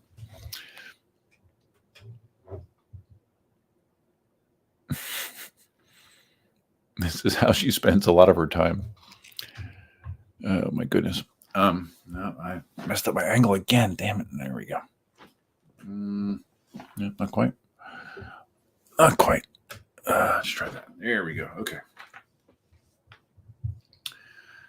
McD's soft serve being pig fat ash is such an Australian conspiracy theory. That's funny. Murray hates pedal dipping. That's why I have pedals to up. Okay. Well, yeah, we have a Nikola, right? And the older wheels were infamous for that. Newer wheels, I don't think, do that so much. So Murray says Asians tend to look young for a long time, but they age badly, like overnight. That's funny. Well, like I said, that's what my buddy at the gym said, that once they hit a certain age, they go downhill. And I haven't noticed that, but I haven't had a lot of firsthand experience. Jim says no. Murray meant they seem to age real fast as YouTube Shorts. Not referring to Asian women's. Vibes the chooch of women.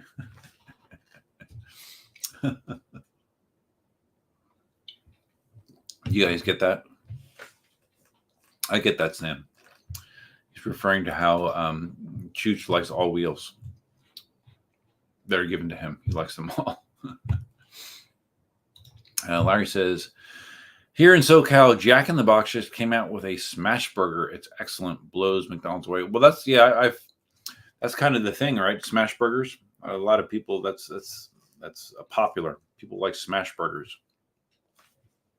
I don't know. Have I ever had a? Well, I don't eat beef anymore, so no, I guess I haven't. I haven't had a smash burger. It's okay. Simon gets that reference from Stan. Yes. Murray, a friend who owns a sheep farm here in Oz, had to sell 50 sheep in a drought. The truck driver said it was good he was getting the sheep as he had a big order for McDonald's. So now you're saying that McDonald's makes burgers out of sheep as well? Really? I don't know, Murray, because I mean, McDonald's has a lot of questionable things, but their food always seems very consistent. And to if you're mixing in horse or sheep meat into their burgers, I think you would be able to tell, right? I mean, it makes sense to me. I don't know, but yeah, it sounds like another conspiracy theory, Murray.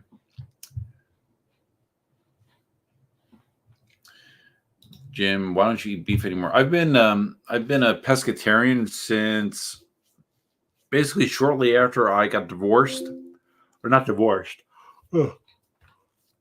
since I split from my second wife.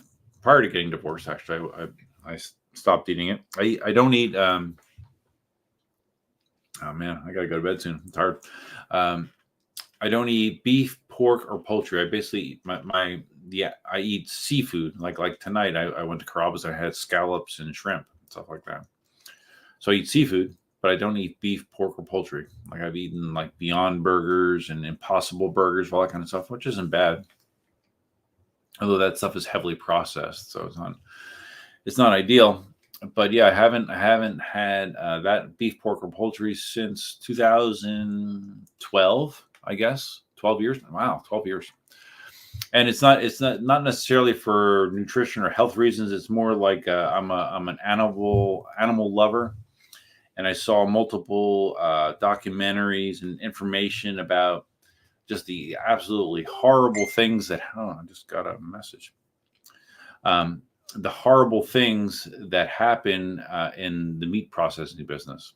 You know, like the slaughterhouses and the shit that goes down, feedlots. It's awful. Like there's a documentary that's hosted by Paul McCartney called Glass Houses, which is a documentary about animal processing. And the title is based on if slaughterhouses had walls are made of glass and you could see what goes on inside of them, you would never eat meat again. And I watched, I don't know, maybe half of it. And I was like, I was out. And yeah, I haven't had meat since then. But I'm not a crazy, like, oh man, I'm not a PETA guy, like throwing blood on people if they eat meat. Nothing like that. Like it's just a choice for me. I don't look down on people that eat meat, or everyone makes their own decisions. But just for me, that's why I choose to not do that. Macca's uses any meat. They grind it up, bleach it, and then add the flavor we all know and love. I don't know, Murray. If you say so, man. Jim says McDonald's is not opening up a new food source from lamb.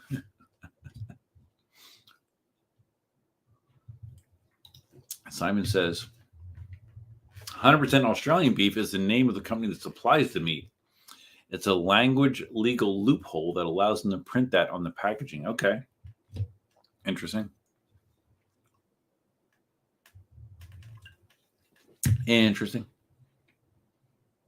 Simon loves seafood, as in I seafood, I eat it. I've heard that line before. Murray, you need a big steak. I mean, I used to eat steak. I used to eat a lot of burgers and stuff, and hot dogs and all that kind of stuff.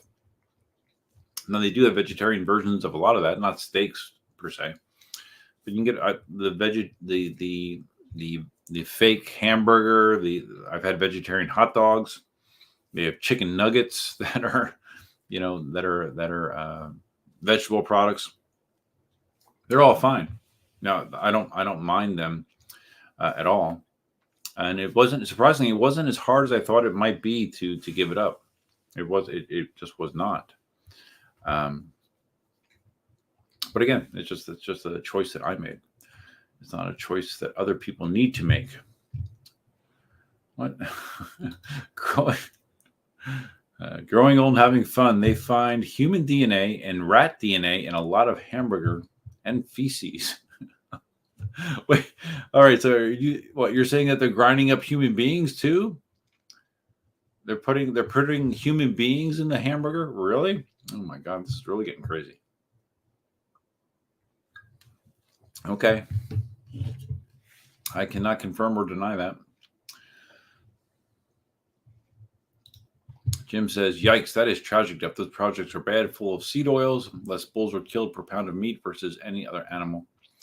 Like I said, like I know, like the Impossible Burger, all those products, they are heavily processed, and although they do contain a lot of vegetable materials, they also include chemicals for sure, obviously.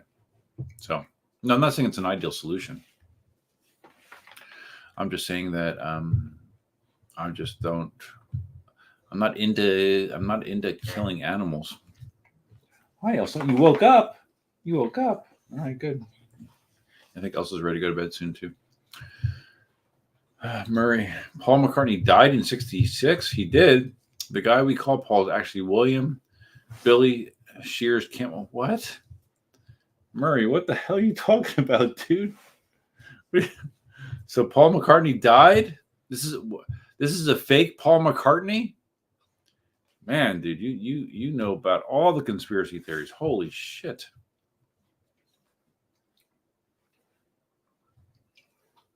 Humble Schizo agreeing with Simon about the 100% beef thing. Same with products that say 100% beef. It's not specifying what cuts of beef are used. A beef schlong is also beef. Oh my God, guys. I mean, you're making me feel better that I don't eat that. Jim says it's the sheer number of animals killed, then beef is the only logical choice. Well, I mean, you do know that the biggest contributor to global warming, right? The biggest CO2 emission cause is not vehicles; it's cattle. At least I've heard that. Flatulence, yes, because human beings require so many of them to sustain the food chain. It actually causes a incredible amount of CO2.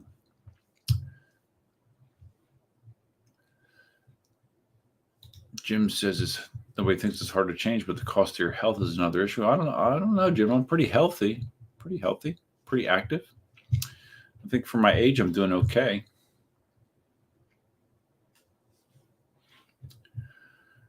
Murray, I saw a video where a vegan woman said her dog preferred to eat a vegan diet. The dog was sickly, and they put a bowl of what she's feeding it and some dog food. Yeah. Rogue Travel, don't do Impossible Burgers, just eat greens. I don't do them on a regular basis. I have a garden out back.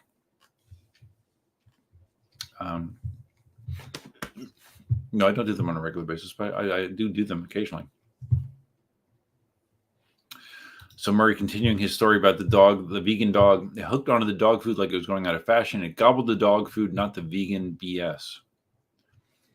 I can't say I'm surprised by that.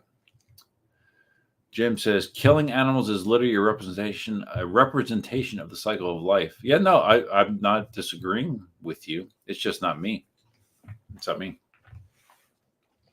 I'm the guy that, like, if I see like a spider in the house, I catch it and I take it outside, or other bugs. I used to drive Cindy crazy. Like if I spotted a roach, like she would freak out. I would catch the thing and I would just throw it out in the yard. I wouldn't kill it. So again, I don't know why, but that's just the way I am. I have a real hard time killing things. So it's just an extension of that. Gooch says Voltron is real. Wow, I'm learning so much, guys. Russell says, since I live in mushroom country, Oregon, I've really started to dive deep on mushrooms. It's turning out there's an analog in the mushroom world for pretty much any meat you can imagine. Like I've gone to one of the things I've been doing recently is I've been going to what's it called? It's a sub place. Shit, what's it called? Something Jerry. It's like a half mile from my house, or maybe a mile. Shit. Doesn't matter. But anyways, what I've been getting there is they have a cheese steak, but instead of the steak, they put portobello mushrooms in there. It's good. It's good. I like it. I've done that several times. I've certain meals that I've substituted portobello mushrooms for the meat, and obviously it's different, but it's still good. So yeah, that's a substitution I do sometimes. Murray says they're growing meat in labs. Yes, I have seen that. Russell Calfarts, yep, big CO2 contributor. Larry says, I have strong issues with killing animals. Mostly I eat salads. Yeah, me too. Me too. Jim says, I know that the biggest lie about CO2 emissions is raising cattle. Do your own research. Oh, so you think that's not true, Jim? I can't confirm or deny that. I'm just sharing what I've heard. Russell, dogs can share food with people. Our dogs love vegetables. They have preferences just like people. Dog I used to have with my ex-wife, she would get food, like good dog food, but she also would mix in like some things like blueberries and rice and all kinds of different shit. The dog ate it. Russell says cats need particular diets. Okay. I've never heard of someone making their own cat food. Murray talking about CO2. It's about 320 parts per million. Plants and trees need 400 parts per million. So in actual fact, we need more CO2, not less. Murray, the CO2 BS is just so the rich get richer. Man, Murray, you got an angle on everything. Jim, it's not just you, then that is your admission to excluding yourself somehow from the natural cycle of life. It is nonsensical. It's just not you. What do you mean? I'm not excluding myself from the natural cycle of life. I'm going to die. I don't think anyone will eat me because I plan to get cremated. So yeah, it's just a personal decision. That's all. Let's see how much I have left here. A couple swigs, and then I'm out of here.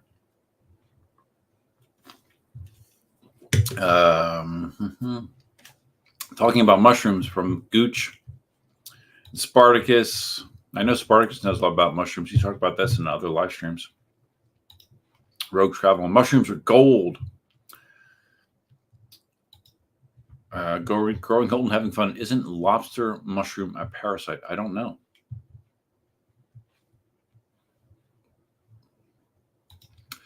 Murray says, how much CO2 do 9 billion humans breathe out in farting? Well, there's probably a lot more than 9 billion cattle, right, Murray? I don't know. I haven't seen the latest cattle census. I'm guessing. It's a guess that there's more cattle than there are humans. Maybe I'm wrong. I don't know. I'm not sure. Larry, how do you feel about Impossible Burgers, Beyond Burgers? I just talked about that a little while ago. I mean, I have them. I've had them. I actually have a couple. I think they're Impossible Burgers in my freezer. I make them once in a while. They're heavily processed. I mean, there's no meat in them. They're heavily processed, so it's questionable the net gain. They still have a decent amount of fat and calories in them. It's not like there's a huge savings there. It's just that you're not eating animal products. Jim says something's not 100%. It's 100% not true. I'm not sure which thing. Dogs are not meant to eat the exact same meal for their whole lives. Yeah, like Elsa gets, she gets a mixture of. I get her blue bison food. It's good food. It's expensive food. She gets a mixture of dry and wet food, and she gets treats and other things. Simon loves mushrooms, but I can't eat them at the moment for medical reasons. Really scary. Schizo. Oh, really?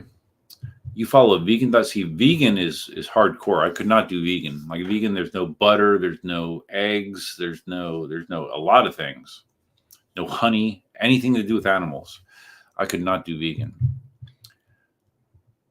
But they would cancel me if they knew I'm a butcher by profession, been vegan for 9 years. Wow. Yeah, that is strict, man. It's strict.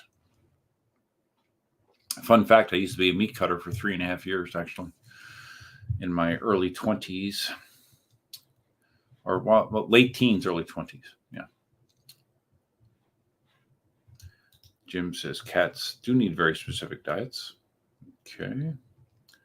Australia has 1.9 million camels wild now. I didn't know Australia had any camels. Really? 7 billion wild pigs? What? Sheep? How are cows are so bad? I guess cows fart more. I don't know.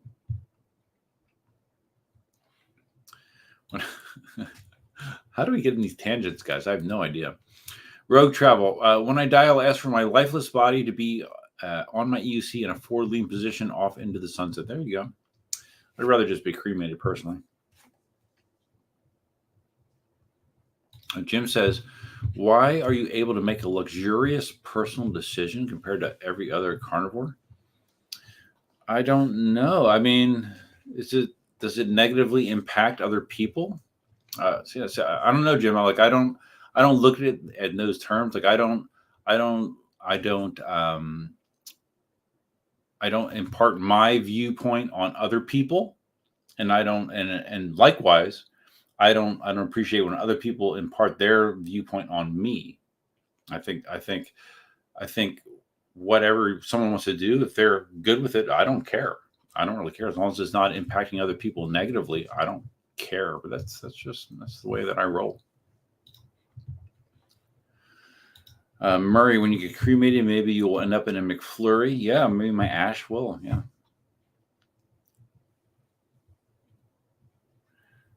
And this turned into like a global warming discussion. Wow, geez, I don't know how we. Now, Simon, how do you know? How do they do a cattle census? Simon says there's 940 million cattle. Again, I can't confirm or deny that.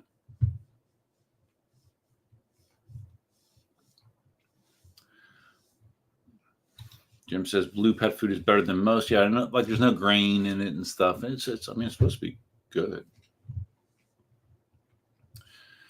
And Jim says cows aren't a climate issue. Okay. All right. Oh wait, and this is I want details on this. This is Murray's talking about the Paul McCartney conspiracy. I've never heard this, by the way. In 1966, when Paul died, the new Paul Fall suddenly grew 4 inches taller, got a longer face, his earlobes changed, and the shape of his face changed from short and wide to long and thin. All right, hold on.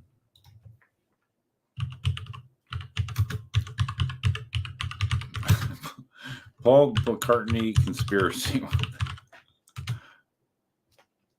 Paul McCartney is dead.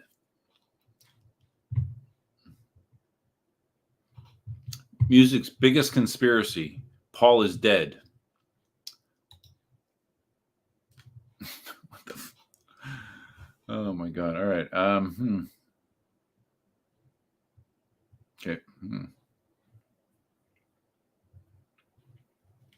Again, you probably can't see this, but all right. The theory goes that on November 9th, 1966, Paul McCartney was tragically killed in a car crash on his way home from working on the Sgt. Pepper album in studio. The Beatles, wanting to save their fans from the heartache of losing Paul and dealing with the loss of their bandmate, decided to conceal the truth and replace Paul with the winner of a Paul McCartney lookalike contest, William Campbell or Billy Shears. In the years following the tragic incident, the remaining Beatles were racked with guilt and began leaving clues and messages in their music and material to communicate the truth to fans. What? Okay, so the truth. In reality, there is no evidence to support this story. Although Paul was involved in 2 car accidents around this time, multiple witnesses and Paul himself confirmed shortly afterwards that he was perfectly well. Additionally, there is no evidence that a look-alike contest ever took place and no trace of William Campbell ever existing. Apart from a few odd whispers here and there, the rumor never really gained any traction for the next 2 years until the 17th of September 1969, when a student called Tim Harper published an article titled, "Is Beatle Paul McCartney Dead?" in Drake University's student newspaper in Iowa. The article is understood to be the first published work on the Paul is dead theory and the catalyst in transforming the conspiracy from an irrelevant myth to an international phenomenon. All right, Murray, whatever, man, whatever. I'm too tired to delve into this deeply. Simon says humans are omnivore, not carnivore. Growing old and having fun. Yeah, Paul died. Okay. I don't know how I got. I made it 56 years on this earth and didn't ever hear that, but okay.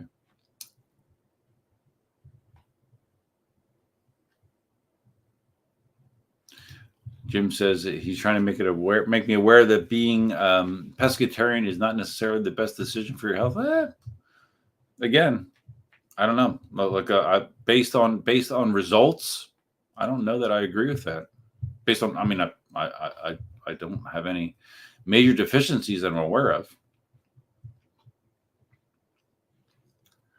That being said, like Cindy was, when I met Cindy, she was a pescatarian, and then she had a bunch of health issues, and she decided to start eating meat again. I can't say that it helped her when she did. She thought it would, but I don't know that it actually did. Oh my God, now we just got conspiracies rolling in. Barbara Bush is the daughter of Aleister Crowley, whoever that is. I don't know. Simon with his cattle census numbers. All right, Murray, I don't know, Murray, but from what I just read there, it kind of debunks what you're saying, but okay. Jim is still hitting up Growing Old and Having Fun about his 249 LS2 Valiant. Okay, that's funny. Oh my God, guys. Murray says there's videos that show the differences. Take a look when you have time. All right. Okay, Murray, I will. I'll put it on my list. Jim says dropping sad has huge effects. Sad. That's sad. Is that seasonal affect disorder? I don't know. Larry doesn't like fish, but the Mediterranean diet, considering mostly a fish, is considered the healthiest. Well, there you go. There's that, I guess. Murray tried to become a lesbian. Larry says Barbara Bush is the Quaker oat man. Oh my God, it's freaking 12:18. Are you kidding me? Oh my God. Schizo. Yeah. Yes, Jim. Well, no, Jim is trying to tell me that I could be potentially doing something detrimental to my health by not eating beef, pork, or poultry. That is basically what Jim is trying to tell me. I know he doesn't want me to go full vegan. Definitely not.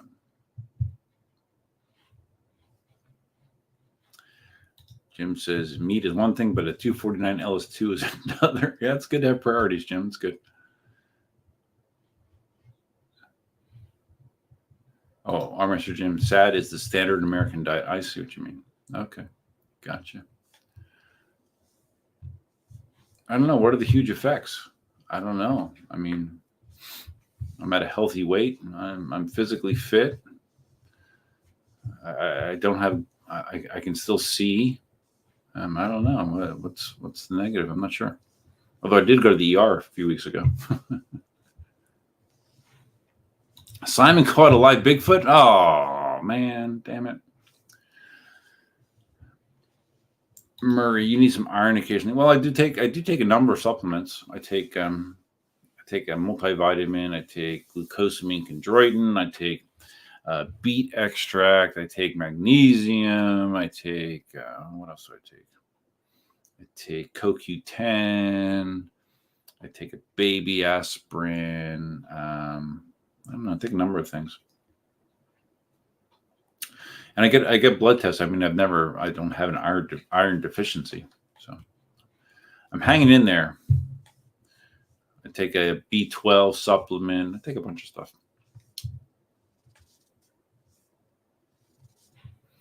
Greenmaster Mike. Oh, wait, no, it's Murray. Greenmaster Mike, what's up, buddy? With you. Is this a food review? No, it's somehow we've gotten into a tangent. I do have my V13 that I unboxed earlier in the stream, but the stream has now been going on for 3 hours and 25 minutes. And I'm about ready to call it quits because it's 12:20 in the morning here in the East Coast, and I need to get up in about 6 hours. So I think I should probably wrap it up. So you guys are free to continue commenting even when I stop the stream. I think the comments work for a little while. I'm not quite sure, but yeah, it's fine. All right, guys, I need Jim, a pescatarian stream. Okay, yeah, I'll do a pescatarian stream next time. Sure, we'll just do nothing but pescatarian talk. That's fine. So, okay, guys, I'm gonna wrap it up. Good stream, interesting. If you haven't already, please take a second and click the thumbs up, the like button. Much appreciated. I'm tired. Look for a lot of videos on the V13, on the ET Max, the V8S, the M10 Mini. I have a lot of things I can shoot videos on. I just need to get organized in how I'm going to make it all happen. So,